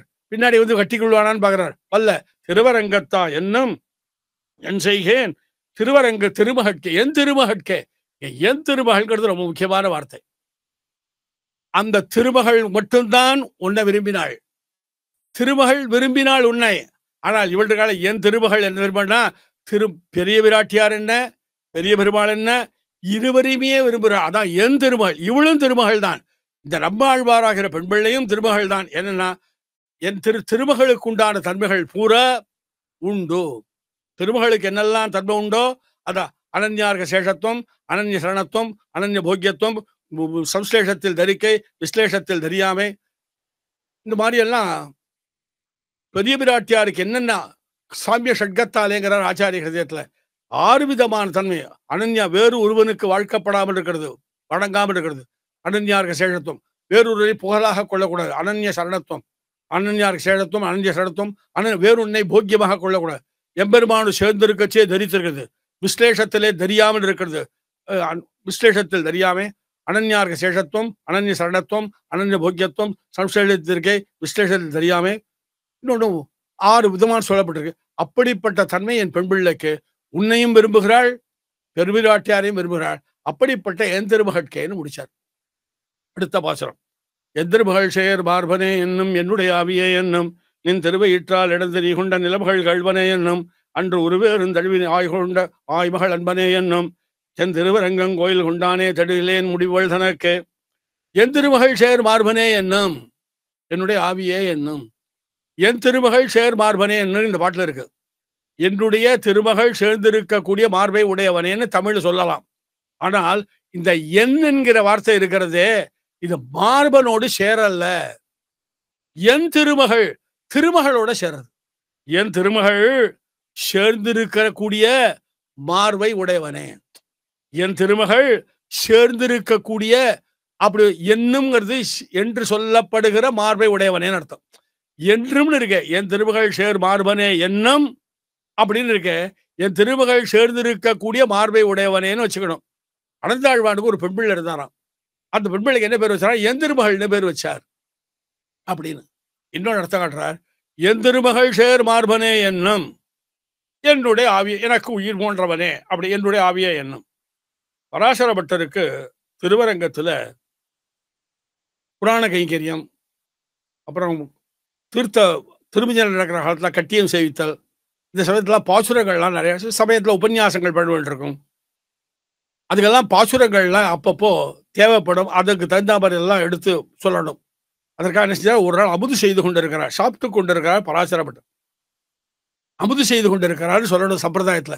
இப்ப அமுது செய்து கொண்டிருக்கிறாருன்னா ஒண்ணு கிடையாது. இப்ப அரிசியே நம்ம சம்பிரதாயத்துல அமுது பண்ணின்னு தான் சொல்லுவா, அரிசின்னு சொல்ல மாட்டா. கடையில போய் அரிசி கொடுனா ஒரு ரூபாயிலும் தர மாட்டான். அரிசி கொடுனா தான் சொல்றேன். வைஷ்ணவ பாஷையே தனியது. சரி, அதெல்லாம் கத்துக்கிறதுக்கு ரொம்ப நாளாகும். இந்த காலத்துல அதெல்லாம் சொன்னா எடுபடாது. அதையும் சொல்றேன், தெரியுதா? அமுது செய்து கொண்டிருக்கார், சாப்பிட்டு இருக்கார். அப்பொழுதோ அந்த புராணம் வாசிப்பது, கட்டியம் செய்ப்பதற்கு பாசுரங்கள்லாம் சேர்ப்பதற்காக நஞ்சியரை கூட்டு என் பாசுரத்தை சொல்லும்னு சொல்லிட்டாராம். சொல்லுங்கச்சு இந்த பாசுரம் இன்னைக்கு வந்தது. என் திருமகள் சேர்பார்பனே என்னும் என்னுடைய ஆவியே என்னும்னு முடிக்கணும். அப்படி சொல்லல, என்னும்ங்கிறதோட நடிச்சுட்டு என் மார்பனே அன் ஆவியே என்னும்னு அடுத்தபடியா நடத்தணும். அப்படி பண்ணல அவர். என் திருமகள் சேர் மார்பனே என்னும் என்னுடைய ஆவியே என்னும் சேர்த்து சொல்லிட்டார். இதை கேட்டாரோ இல்லையா பராசரப்பட்டார், அப்படியே பூர்சை போட்டு கீழே விழுந்துட்டார். அதாவது அப்ப உடனே நஞ்சியர் பார்த்தார், ஒருவேளை இவருக்கு கடைசி காலம் நின்றுடுத்தோ, எங்கேயாலும் பரவிச்சுடுவாரோ அப்படின்னு பயந்துட்டாரான் நஞ்சியர் இடத்துல. அப்படின்னா என்ன அர்த்தம்னா, நாம எல்லாம் சொல்லிச்சேன், அதாவது செத்து போட்டா என்ன பண்ணுவோம்? மூச்சு விட மறந்துட்டான் சுவாமி, மூச்சு விட மறந்துட்டாங்கிறோம், மூச்சு விட மறந்துட்டாங்கிறோம். அந்த மாதிரி விளையாட்டா சொல்றோம். அந்த மாதிரி இவருக்கு பிராணவாயு அல்ல, ஆழ்வாருக்கு எதுனாக்க எம்பெருமான் திருமகளோடு சேர்ந்து இருக்கிறது. அவருக்கு நமக்கெல்லாம் பிராணவாயு ஒன்று இருந்தா தான் இருக்கும் இருக்கும். நமக்கு ஞாபக சக்தி இல்லாமல் இருக்கலாம், எல்லாமே இருக்கலாம். ஆனா பிராணவாயு மட்டும் சஞ்சரிச்சுட்டே இருக்கு, உள்ள செஞ்சுட்டே இருக்கு, இருந்துட்டு இருக்கு இல்லையா? அந்த மாதிரி ஆழ்வாருக்கு என்னடா பிராணவாயுன்னு தனியா கிடையாது, திருமகளோடு சேர்ந்திருக்கக்கூடிய எம்பெருமான் தான் அவருக்கு வாயு. அதுதான் என்னுடைய ஆவியே என்ன, எனக்கு உயிர் அப்படிங்கிறார். என்னுடைய ஆவியே என்னன்னு ரொம்ப முக்கியமான ஒரு அர்த்தம் காட்டணும். அந்த பங்கியை மட்டும் சேவிக்கிறேன். அந்த இடத்துல என்ன பங்கிங்கிறத சொல்றேன். அடியேனை ஸ்ரீதனமாக பிராட்டிக்கு வந்தவள் என்று திருவுள்ளம் பற்றவும், நானும் இவர் எங்கள் நாச்சியாருக்கு நல்லர் என்றும் அவ்வழியே அழகமணவாள பெருமாள் என்றும் நினைத்திருக்க வேணும்னு எழுதியிருக்காரு. அப்படின்னா என்ன அர்த்தம்? பராசரப்பட்டர் அருளி செய்வாராம். பராசரப்பட்டர் அருளி செய்வாராம், அடியேனை எப்படி திருவாரங்களும் பெரிய பெருமாளே ஸ்ரீதனமாக, அந்த காலத்துல இப்பெல்லாம் இப்பவும் இருக்கு, பொன்னாத்துல பொண்ணுக்கு அப்பா அம்மா ஸ்ரீதனமா ஸ்ரீதனங்கிறா. ஸ்ரீதனங்கிறது ஸ்ரீதனன்னு வந்துருது. இப்போ ஸ்ரீதனம் கொடுப்பா. அடியேனை ஸ்ரீதனமாக நினைத்துக் கொள்ளும் பெரிய பெருமாளை பார்த்து சொல்றார். உண்மை எப்படி திருவாழைக்கிறேன், எங்க நாச்சியாருக்கு நீர் வேண்டியவருக்குனால நம்ம அழகப்பட பெருமாள்னு சொல்லிக்கிறேன் அப்படின்னு சொன்னாராம் பராசரப்பட்டர். இது எதனால எப்படி சொல்றாருன்னா, அவர் ஸ்ரீகுணரத்ன ஒசபொருளி செஞ்சிருக்கார். அந்த மாதர் லட்சுமி ஐதேவ மைசில ஜனஸ்தேனாத்வநாதே வயம் தாஸ்யைக ரசாபிமான சுபகைஹி பாவைஹி இக அமுத்ரச்ச ஜாமாதா தைதஸ்தவேதி பவதி சம்பந்த திருஷ்டியா ஹரிம் பஷ்யேம பிரதியாம யாமத பரீச்சாரான் பிரகிஷ்யேமச்ச. அழகான ஸ்லோகம், ஸ்ரீகுணரத்ன கோஷத்துல அற்புதமான ஸ்லோகம் அது. அந்த ஸ்லோகத்தை வியாக்கியானம் காஞ்சி சுவாமியோட வியாக்கியானம், அதையும் சேர்த்தே சொல்றேன் இந்த இடத்துல. மித்திலா தேசத்து ஜனங்கள் எல்லாம் என்ன சென்றிருந்தா, நம்ம முதல்ல சீதைன்னு சொல்லிட்டு இருந்தா. சீதைக்கு கல்யாணம் என்று பாடு ராமனை எப்படி இருப்பாளா, எங்க சீதையின் கணவர், எங்க சீதையின் கணவர் அப்படின்னு சொல்றான். சரி, ரங்கநாதன ராமன் எப்படிதான் சொல்றான், ஜனகனுக்கு மாப்பிள்ளை, ஜனகனுக்கு அதான் ஜனகன் ஜாமாதா தைதஸ்தவேதி பவதி சம்பந்த திருஷ்டியாக. கல்யாணத்துக்கு முன்னாடி ஒரு இதுதான் ஜனகனுடைய பொண்ணுன்னு சொல்லிட்டு இருந்தா சீதைய. ஆனா கல்யாணம் ஆன பிற்பாடு கணவன் என்னுடைய சீதைக்கு கணவன் என்றும் அதே மாதிரியாக சொன்னார். அதுக்கு காரணமே இந்த பாசனம் தான். இந்த வியாக்கியானத்தை வைத்துக் கொண்டுதான் காட்டுறார். அடியேனை ஸ்ரீதனமாக வந்தவன் என்று நினைக்க வேண்டும் பெரிய பிராட்டி. ஆனா பெரிய பிராட்டியாரே, உனக்கு தான் எல்லாம் செய்யணும்னு நினைக்கிறோம், எல்லா விதமான கைகரியங்களும் உனக்குத்தான் பண்ணணும்னு நினைக்கிறேன். ஆனால் உன் சம்பந்தம் பெற்ற அவனுக்கு பண்றோம், உன் சம்பந்தம் உன்னால அவனுக்கு பண்றோமே தவிர அவனுக்கு வேணும்னு பண்ணலன்னு அந்த பாசுரத்துக்கு அர்த்தம். ஆனா காஞ்சி சுவாமியுடைய வியாக்கியானத்துல ஒரு விதமா இருக்கு. அவர் என்ன தெரியுமா செஞ்சார்? எங்கள் நாச்சியார் ஆண்டாளுக்கு கணவர் என்பதனாலேயும் பெரியாழ்வாருக்கு மாப்பிள்ளைங்கிறதுனாலே கொண்டாடுறோம்னு அப்படி போட்டார். அந்த மாதிரி அவருடைய திருவுள்ளம் அது. அவருடைய காஞ்சி சுவாமி தன்னுடைய திவ்யார்த்த அது வியாக்கியானம் பண்ணியிருக்கார். அந்த வியாக்கியானத்தில் அந்த மாதிரி காட்டியிருக்கார். காஞ்சி நம்ம சம்பிரதாயத்தில் காஞ்சி சுவாமினா அண்ணா சுவாமியை தான் சொல்லுவோம். அவர் அருள் அவர் வியாக்கியானம் இல்லாமல் நாங்கள்லாம் முன்னுக்கு வந்ததில்லை. அவர் வியாக்கியானத்தை படிச்சு தான் முன்னுக்கு வந்திருக்கோம். அதனால அதை சொன்னேன். ஆண்டாளுக்கு கணவன் என்ற காரணத்தாலையும் பெரியாழ்வாருக்கு மாப்பிள்ளை என்றனாலையும் பெரிய பெருமாளையும் பெரிய உகக்கிறோம் அப்படின்னு வியாக்கியானம் பண்றார். எந்திருபகழ் சேர் மார்பனே என்னும் அதோட முடியல. உன்னுடைய காதலிமார்களாக இருக்கிறவர்கள் யாரு? அவர்களுக்கு உன்னை அழித்து கொண்டாய். அதைத்தான் அடுத்தது காண. நின் திருவையிட்டால் இடந்து நீ கொண்ட நிலமகள் கேள்வனே என்னும் நின் திரு ஐயருங்கிறார். அதுக்கு உதாரணம் மற்ற இடத்துல எல்லாம் கூட எக்ஸாம்பிள்ஸ் காட்டிட்டே வந்தார். அவ்வளவு அழகா இருக்கிறதா அந்த கோரப்பல் இந்த பன்னிக்கு கோரப்பல். வராகாவதாரம் எம்பெருமான் எடுத்தான். பூமி பிராட்டி பிரளயத்துல மூழ்கிட்டாள். எம்பெருமான் அசல் பன்னி ஆயிட்டான். மானமில்லா பன்னினார். ஆண்டாள் மானமில்லா பன்னியாம் தேசுடைய திருவரங்கர். மானமில்லா இந்த பன்னிக்கு உபமானம் சொல்ல முடியாது. அசல் பண்ணி தோத்துட்டார். அப்படி பண்ணி எம்பெருமான் வராகாவதாரம் பண்ணான். அப்படி பூமியானது கீழே போச்சு. அந்த கீழே போன பூமியை எடுத்துக்கொண்டான். நின் திருவையிட்டால் இடந்து நீ கொண்ட நிலமகள் கேள்வனே. அவனு கணவனுக்கு வல்லபனானவனே கணவனே. இன்னொன்னு அன்று உருவல் அன்றுன்னர். அது ஒரு காலம். அன்று அதாவது பூமி பிராட்டிக்கு பண்ணவன் நீலாதேவிக்கு பண்ணினான் எம்பெருமான். கும்பன் என்பவன் தன்னுடைய மகளான நீலாதேவியை அப்பின்னை பிராட்டியை கல்யாணம் பண்ணி கொள்ளணும்னா முரட்டு 7 எருதுகள். அந்த 7 எருதுகளை பத்தியமா வச்சான். இந்த 7 எருதுகளை யார் கொல்றாளோ அவளுக்குத்தான் என் பெண்ணை கொடுப்பேன்னு வச்சான். அதைத்தான் சொல்றான். அன்று உருவேழும். உருன்னா என்ன அர்த்தம்னார்? உரு என்பதற்கு மிடுக்குன்னு அர்த்தம், பலம். சரிதா? அந்த உருவேழும் கழுவிக்கொண்ட அது பெரியவாச்சாமில திருமொழி வியாக்கியானத்தில் ஒரு கொம்புக்காக 2 கொம்பின் நடுவிலே விழுந்தாண்டார். ஒரு கொம்புக்காக ஒரு கொம்பு என்று நப்பின்னை பிராட்டி. ரொம்ப ரசகனமான வியாக்கியானங்களை தான். ஒரு கொம்புக்காக 2 கொம்பின் நடுவிலே விழுந்தாண்டார். ஒரு கொம்புங்கிறது நப்பின்னை பிராட்டி. இந்த 2 கொம்புக்கு நடுவில் விழுந்தான் நடுவில். அப்படி அவளுடைய அழகை பார்த்து எம்பெருமான் கோவை வாயாள் பொருட்டு ஏற்று நிறுத்தம் இருத்தாய். நம்மாழ்வாரே அற்புதமா பாசுரம் பாடுறாருங்க. கோவை வாயாள்ட்டார். முன்னாடி செய்ய வாயின்னு பாசுரம் வந்தது. இங்க கோவை வாயாள்னார். கோவை வாயினா என்ன அர்த்தம்னார்? கோவப்பழம் போல சிவப்பா இருக்குன்னு ஒரு அர்த்தம். அந்த காலத்துல இருந்தார். அந்த காலத்துல ஒரு லிப்ஸ்டிக் இருந்திருக்கும் போல் இருக்கு. உண்டா சுவாமினார்? மருதாணிக்கு இப்ப எப்படி காலுக்கு இருக்கோ அந்த மாதிரி இதுக்கு இருந்திருக்கும்னார். இன்னொன்னு என்னன்னார்? இன்னொரு வியாக்கியானம்னார். அந்த கோவை வாயில் எப்படிடா வந்ததுனார்? கோவை வாயில் எப்படிடா வந்ததுனார்? பலராமனும் கண்ணனுமா தான் போயிருக்கா. பலரும் என்ன செஞ்சா பலராமன் முன்னாடி விட்டானா. பலராமன் ஐயோ இவங்க நம்ம எதிராக முடிச்சிட போறான்னு சொல்லிட்டு மாய மூடிட்டா. அவனை தள்ளிட்டு கண்ணன் வந்து விரிச்சானா. அப்ப சிரிச்சா. அப்படி ஒரு வியாக்கியானம் பண்றார். கோவை வாயாள் பொருட்டு ஏற்று நிறுத்த தாயின. அது ரசகரமான வியாக்கியானங்கள் நம்ம சம்பிரதாயத்துல காட்டப்பட்டிருக்கிறது. அன்று உருவழு தழுவி கொண்ட ஆய்மகள் அன்பனே. அவளுக்கு அன்பனே என்னும். இங்க பார்க்கலாம். என்னுடைய ஆவியேன்னு போட்டார். திருமகட்கு ஆவியேன்னு போட்டார். கேள்வனேன்னு போட்டார் பூமி பிராட்டிக்கு. இங்க அன்பன் விட்டார். அன்பும் முன்பும் பிற்படுவது கொழுந்து. அதெல்லாம் பாசுரம் இருக்கிறார். தெந்திருவரங்கம் கோயில் கொண்டானே தெளிவிலேன் முடிவுகள் தனக்கே. தெளிவிலேன் இவள் முடிவுகள் தனக்குன்னா இவள் துன்பத்துக்கு முடிவு தெரியலையே. இவளு துன்பப்படுறாளே. இது என்னைக்கு முடிவு ஏற்படும்? தென்திருவங்கன்னா தெற்கு திக்குக்கு திலகம் போன்றிருக்கிறது திருவரங்கம். அந்த திருவரங்கத்திலே கோயில் கொண்டருளே பெருமானே திருமகட்கே தெளிவிலேன் முடிவு கட்கே. இன்னொன்னு சார், இவ எப்போ செத்து போவா? கஷ்டப்படாமல் செத்து போனாலும் பரவாயில்லையே அப்படின்னு பாட்ட முடிக்கிறார். அடுத்த பாசுரம்.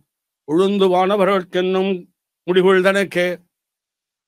முடிவுள் தன கொண்டருகிலேன் என்னும் ஊரகாளியே என்னும் கடிகவள் கொண்ட சடையனே என்னும் நான்முக கடவுளே என்னும் வடிவுடை வானோர் தலைவனே என்னும் பண் திருவரங்கனே என்னும் அடியாதாள் போல் இவள் அடிக்கடந்தாள் முகில் வண்ணனடியே. முகில் வண்ணன் முடிவுகள் தனக்கு ஒன்று அருகிலேன் என்னும். இந்த இடத்துல பாசுரம் ஆகணும். இவள் தனக்கு முடிவு ஒன்று அருகிலேன். இந்த பாசுரத்துல பெண்ணே சொல்ற மாதிரி. இந்த பொண்ணே முதல் பாசுரம். 2வது என் செய்கின்னா என் தாமரை கண்ணா. முதல்ல தாமரை கண்ணன் என்னே தளரன்னார். என் செய்கின்னா என் தாமரை கண்ணானுடைய என் தாமரை கண்ணா என் செய்கின்னா என்னன்னு மகள் பாசுரம் சொன்னார். அந்த மாதிரி முடிவுகள் தனக்குன்னு இவளுக்கு முடிவு தெரியலையே. அப்ப இவள் செத்தே போடுவாளோ? செத்து போயிட்டாள்னா துன்பப்படாம இருப்பாளோ இல்லையோ? முடிந்து பிழைக்கலாம்பா சம்பிரதாயத்துல. இல்ல முடிஞ்சுட்டா என்ன சுவாமி பிழைக்கிறான்? துன்பப்படாம இருக்காளோ இல்லையோ? அதுதான் பிழைத்தல். துன்பப்படாமல் இருத்தலே பிழைத்தல் விட்டார். அந்த மாதிரி இங்க என்ன முடிவு இவள் தனக்கு, இவள் தனக்கு முடிவு அருகிலேன் என்னும். இவள் சொல்லிட்டு இருக்கா, நான் இந்த துன்பம் என்னைக்கு தொலைஞ்சு, நம்ம கஷ்டம்லாம் எப்ப தீர போறது, துன்பங்கள்லாம் எப்ப தொலைய போறது, முடிவுகள் தனக்கு ஒன்று அருகிலேன் அன்னு என் பெண் சொல்றாள். மூவுலகாளியே என்னும், கடிகமழ் கொண்ட சடையனே என்னும், நான்முக கடவுளே என்னும். மூல இதுல 2 அர்த்தம் காட்டப்பட்டிருக்கு. திருமாலை ஆண்டான் ஒரு இதுவான் நிர்வாகம் பண்ணுவார். மூவுலகாளியே கடிகமழ் கொண்ட சடையனே நான்முக கடவுளே என்னும் வடிவுடை வானோர் தலைவரே என்னும். அப்படின்னா என்ன? மூலகாளியே கடிகமழ் கொண்ட மூலகாளியே 3 உலகத்துக்கும் அதிபதியாய் இருக்கக்கூடிய இந்திரனே, இந்திரலோகத்தை ஆளுபவனே, மூலகாளியே கடி கமழ் கொண்ட சடையனே. கடி என்றால் வாசனை, கடி கமழ் வாசனை வீசுகின்றது, கமழ்கின்றது. கடி கமழ் கொன்றை மாலையை, கொன்றை பூவை சடையிலே தரித்திருக்கக்கூடியவனே, அதுக்கு கடிகமழ் கொண்ட சடையனே என்னும் நான்முக கடவுளே என்னும் வடிவுணர்வானோர் தலைவர். இப்படிப்பட்ட வடிவுடையவர்களுக்கு தலைவன் அப்படின்னு தனித்தனியா சொன்னார் ஒருத்தரையும். ஆனா எம்பெருமானார் பார்த்தார், அது மாதிரி சொல்லப்படாது. மூவுலகாளியே என்னும் கடிகமழ் கொண்ட சடையனே என்னும் அப்படின்னு பொண்ணு சொல்றபடியினால பெண்ணு சொல்ற மாதிரி நம்ம திருமாலை ஆண்டான் நிர்வாகத்துல கிடைக்கல.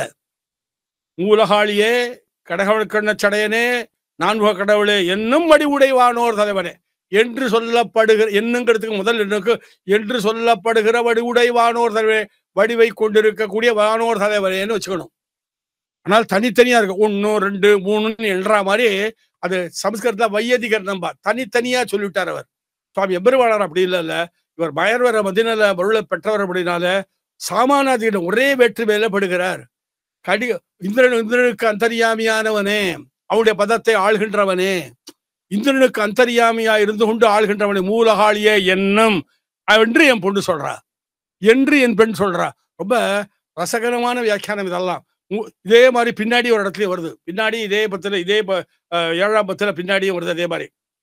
இதுக்கு சொல்ல வரேன், மூலகாளி கடிகமழ் கொண்ட சந்த இந்திர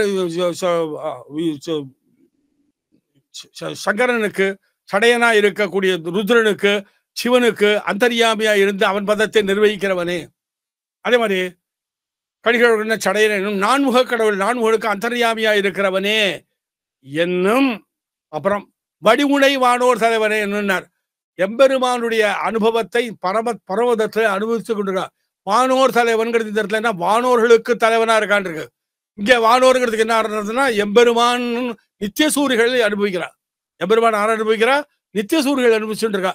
நித்தியசூரிகளுக்கு வானோர் தலைவனே, வானோர்களுக்கு தலைவனா இருக்கிறானே என்னும். இப்போ இந்த வியாக்கியானத்துல என்னன்னா, லீலாய் பூதியை மட்டும்தான் சொல்ற மாதிரி இருக்கு திருமாலையாண்ட நிர்வாகத்துல. நித்திய பூதியும் சொல்ற மாதிரி இருக்கு. வடிவுடை வானோர் தலைவர் நித்திய பூதி. அப்படிப்பட்ட 2 விபூதியோடு கூடியிருக்கிறவன், அதோடு மற்றவன் திருவரங்கனே என்னும். திருவரங்க எப்படி நித்தியசூரிகள் அனுபவிக்கிறார்களோ அந்த மாதிரி கொடைத்தனத்தை கொடுக்கிறான். கொடையாளி, வன்மைனா வன்மைங்கிறதுக்கு கொடையாளின்னு அர்த்தம். வன்மைத்தனம்னா ஔதாரியம்னு அர்த்தம். அந்த திருவரங்கரே என்னும் வடிவுடை வானோர் தலைவரே என்னும் வன் திரு அடையாதாள் போல் இவள் அணுகி அடைந்தனள் முடிவில் வண்ணன் அடியே. அடையாதாள் போல். இப்ப எம்பெருமானுடைய திருவடியை அடைய மாட்டா போல் இருக்கே, ரொம்ப கஷ்டப்படுறாளே. அடையாதாள் போல் இருந்தா அப்படி ஒரு அர்த்தம். அடைய மாட்டா அப்படின்னு சொல்லியிருந்தா அது அர்த்தம் இல்ல. கொஞ்ச நாள் இருந்தா அதுக்கப்புறம் அடைஞ்சு விட்டா. அடையாதாள் போல் இருந்தா, எம்பெருமான் திருவடி அடைய மாட்டா போல இருந்தா, ஆனா அடைஞ்சுட்டா. இதுவும் மானச அனுபவம் தான். இது ஆழ்வார் ஒண்ணு இல்ல, மனசாலே அடைஞ்சுட்டார். மனசாலே அடைஞ்சுட்டார்னு வைத்துக் கொள்ள வேண்டும். உயில் வண்ணன் அடியே சாத்து பாசனம். உயில் வண்ணன் அடியை அடைந்து அருள் சூடி உய்ந்தவன் ஒய்புணல் பொருள். துயில் வண்ண தூணீர் சேர்ப்பன் வன்பொழில் சூழ் வன்குருகூர் சடகோபன். முகில் வண்ணன் அடிவேல் சொன்ன சொல்மாலை 1010 வல்லார் முகில் வண்ண வானத்தை வேவர் சூழ இருப்பர் பேரின்ப வெள்ளத்தேன்னு பாசுரம். முகில் வண்ணன் அடியை அடைந்து அருள் சூடி உய்ந்தவன். எம்பெருமானுக்கு முகில் வண்ணன் பேரு. வண்ணன் கொண்டல் வண்ணன், கொண்டல் வண்ணன், முகில் கொண்டல் எல்லாம் ஒண்ணு. மேகம் போன்ற ஔதாரியம். அந்த வண்ணன் அந்த மாதிரி வண்ணம் என்றால் அழகுன்னு ஒரு அர்த்தம். முகில்வண்ணன் அடியே பெரிய பெருமாள் திருவடியை அடைந்து உயிர்ந்தார். இதுக்கு முன்னாடி எல்லாம் கஷ்டப்பட்டு இருந்தார். அப்போ கஷ்டம் தீர்ந்து விட்டது. இதுவும் மனச அனுபவம் தான், நேர அடையல்ல, மனதுக்குள்ள ஒரு அனுபவம் ஏற்பட்டு விட்டது. முகில்வண்ணன் அடியை அடைந்து அருள் சூடி உய்ந்தவன் மொய்புணல் பொருணல். அந்த மொய்புணல் பொருணல்னா அந்த தண்ணீரானது வேகமா வருது. அந்த தாமிரபரணி நதியானது என்ன வருது, வேகமாக தண்ணீர் வந்த வேகத்தினுடைய வலியை சொல்றார். வலினா மிடுக்கு, அந்த வேகமா தண்ணீர் வருது. அப்படி வேகமா வரச்சே என்ன சுவாமி தண்ணீர் கலந்து இருக்கிறதா? மொய்ங்கிறது தமிழுக்கு என்னன்னா வேகம்னு ஒரு அர்த்தம் உண்டு, இன்னும் மிகுதின்னு ஒரு அர்த்தம் உண்டு. இதெல்லாம் தமிழ் தெரியாம விளையாட முடியாது. தமிழ்ல ரொம்ப கெட்டிக்காரான பாஷாரியெல்லாம் மிகுதியான தண்ணீர் மிகுதியா வருதே, வேகமா வருதே, மிகுதியா வரச்சே எப்படி தெளிவு ஏற்படுனார். அது அந்த இடத்துக்கு வரச்சே தெளிவா இருந்துருத்து, அந்த இடத்துக்கு வரச்சே தெளிவா வந்துருத்து. துகில்வண்ண தூணியை சேர்ப்பன் வன்பொழில் சூழ் வன்குருகூர் சடகோபன். அந்த ஊர்ல இருக்கக்கூடிய சடகோபனானவன் முகில்வண்ணன் அடிமேல் சொன்ன சொல்மாலை 1010 வல்லவர். இந்த 1000 பாட்டும் திருவரங்கத் பெருமானுக்குத்தான் சொல்லப்பட்டது. அப்படி விட்டார் சுவாமி. திருவரங்கத்துக்கு 1000 பாட்டா? இதை வைத்துக் கொண்டுதான் வாந்துகளும் சோலை மதிலரங்கர் வன்புகள் மேல் ஆண்ட தமிழ் வரல 1000மும் இந்த முதல் தாய் சடோபன் மைம்பால் வளர்த்த இதத்தாய் ராமானுஷன்னு தனியே ஏற்பட்டது.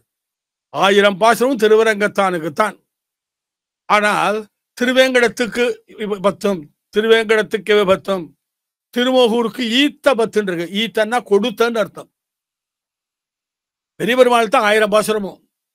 அந்த 1000 பாசுரத்துல திருவேங்கடத்தை பெருமாள் தான். எனக்கு கிடையாதா பாட்டு அப்படின்னா, இந்தா இந்த 10 பாட்டு எடுத்துக்கோ, உலகமுண்ட ஒரு திருவாய்மொழி வச்சுக்கோ, திருமோகூருக்கு தாளசாவரை தடபடிவேல் திருமோகூர் இந்த 10 பாசுரத்தை வச்சுக்கோ. இப்படி ஒவ்வொரு திவிதேசத்துக்கு 30 திவிதேசம் மங்களாசாசனம் பண்றாரு. நம்பாழ்வார் ஒரே பாட்டுல தான் புளிங்குடி கிடந்து வரணுகுழம்பு ஒரு பாட்டுல மட்டும்தான் 3 திவிதேசம். மற்றபடி 30 திவிதேசங்களுக்கு மங்களாசாசனம் இதெல்லாம் ஆச்சாரிய ஹிருதயத்துல அற்புதமா விளக்கப்பட்டிருக்கிறது. இதுக்காக சொல்ல வரேன். அப்படி இந்த 30 அந்த மாதிரி உண்டாகிறதுக்கு ஒரு எக்ஸாம்பிள், ரொம்ப நல்ல எக்ஸாம்பிள். அந்த காலத்துல இன்னைக்கும் கொட்டாரம்னு இருக்கு. இப்ப எல்லாம் மறந்து போச்சு, எல்லாம் கிடையாது. அந்த காலத்துல கொட்டாரம்னு உண்டு. அங்கதான் ஸ்டோர், நம்ம பாஷையில் சொன்னா ஸ்டோர் ரூம், மளிகை சாமான்கள்லாம் அங்கதான் வச்சிருப்பா. அப்பொழுது அந்த திருவரங்கத்துல எத்தனையோ ஆழ்வார் ஆச்சாரியர்கள்லாம் எழுதப்பட்டிருக்கான். நம்பாழ்வாருக்கு இவ்வளவுபடி, உடையவருக்கு இத்தனைபடி, படவாளவர்கள் இத்தனைபடி, பிளவாச்சாரிக்கு இத்தனைபடி அப்படின்னு ஒருத்தருக்கும் இந்த கொட்டாரத்திலிருந்து அமுதுபடி கொடுப்பார்கள். அமுதுபடி கொடுப்பார்களாம். தினமும் அது உண்டு. இப்ப கொஞ்ச காலமா அதெல்லாம் நின்று போச்சு. இப்ப கொஞ்சம் காலமா அதெல்லாம் கிடையாது, அதெல்லாம் நின்றே போச்சு. நெய் உண்டு, ஏல அரிசி உண்டு, அதெல்லாம் ஒரு காலத்தை நாங்களே வாங்கியிருக்கோம். அதை காட்டுறாருங்க. எப்படி திருக்கொட்டாரத்திலிருந்து அமுதுபடி மற்ற நாயன்மார்கள்னு எடுக்கிற வியாக்கியானத்துல மற்ற நாயன்மார்களுக்கு கொடுக்குறாளோ அந்த மாதிரி 1000 பாசமும் திருவரங்க தெம்பெருமான் தான். அந்த திருவரங்க தெம்பெருமான் ஒவ்வொரு 10 பாட்டும் ஒவ்வொரு திவிதேசத்துக்கு கொடுத்தார்.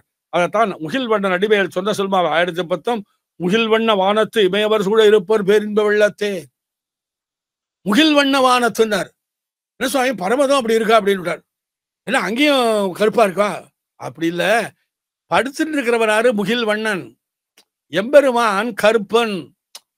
இவன் நிறங்க அடிச்சு கொடுத்து சுவாமி.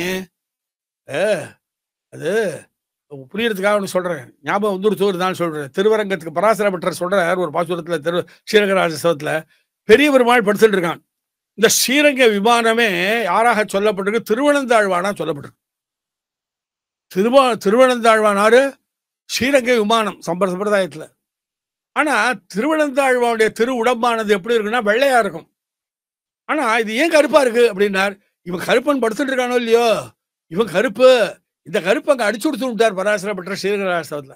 அந்த மாதிரி அந்த சாயை முகில்வண்ணன் மேகமானது என்ன கருநிறத்தோடு கூடி இருக்கிறதோ அந்த சூழ்ந்து இருக்கிறது, அந்த சாயையானது அங்க பர்வதத்தை ஏற்பட்டு விட்டது. முகில்வான வானத்து இவையவர் சூழ இருப்பர் பேரின்ப வெள்ளத்தே. நம்மாழ்வார் தனியா கஷ்டப்பட்டார் என்பதை தாயார் சொன்னா. ஆழ்வார் படக்கூடிய துன்பங்களை எல்லாம் தாயார் இந்த பாசுரத்துல சொன்னா. ஆனா இந்த 10 பாசுரத்தை யார் சொல்றாளோ, யார் அபியசிக்கிறார்களோ அவள் நித்தியசூரிகள் நடுவே இருந்து கொண்டு நன்னா இன்பத்தை அறிவா, பேரின்ப வெள்ளத்தை அடைவார்கள் என்று அடியனுக்கு ஸ்ரவதசை உடம்பு முடியல, இருந்தாலும் வரையன்னு ஒத்துட்டேன். ஏதோ குற்றக்குறைகள் இருந்தால் க்ஷமிக்கும்படியா பிரார்த்திக்கிறேன். உபன்யாசத்தை இதோடு முடிச்சுக்கிறேன். பற்பமெனத்திகை பைங்கழலும் தன் பல்லவமே விரலும் பற்பமென திகழ் பைங்கழலும் தன் பல்லவமே விரலும் பாவனமாகிய பைந்துவராடை பதிந்த மருங்கழகும் பாவனமாகிய பைந்துவராடை பதிந்த மருங்கழகும் முப்புரி நூலோடு முன் கையில் ஏந்திய முக்கோல் தன்னழகும் எப்பொழுதும் யதிராசன் வடிவழகு என் இதயத்துள்ளதால் இல்லை எனக்கெதிர் இல்லை எனக்கெதிர் இல்லை எனக்கெதிரே இல்லை எனக்கெதிர் இல்லை எனக்கெதிர் இல்லை எனக்கெதிரே இல்லை எனக்கெதிரே இல்லை எனக்கெதிரே இல்லை எனக்கெதிரே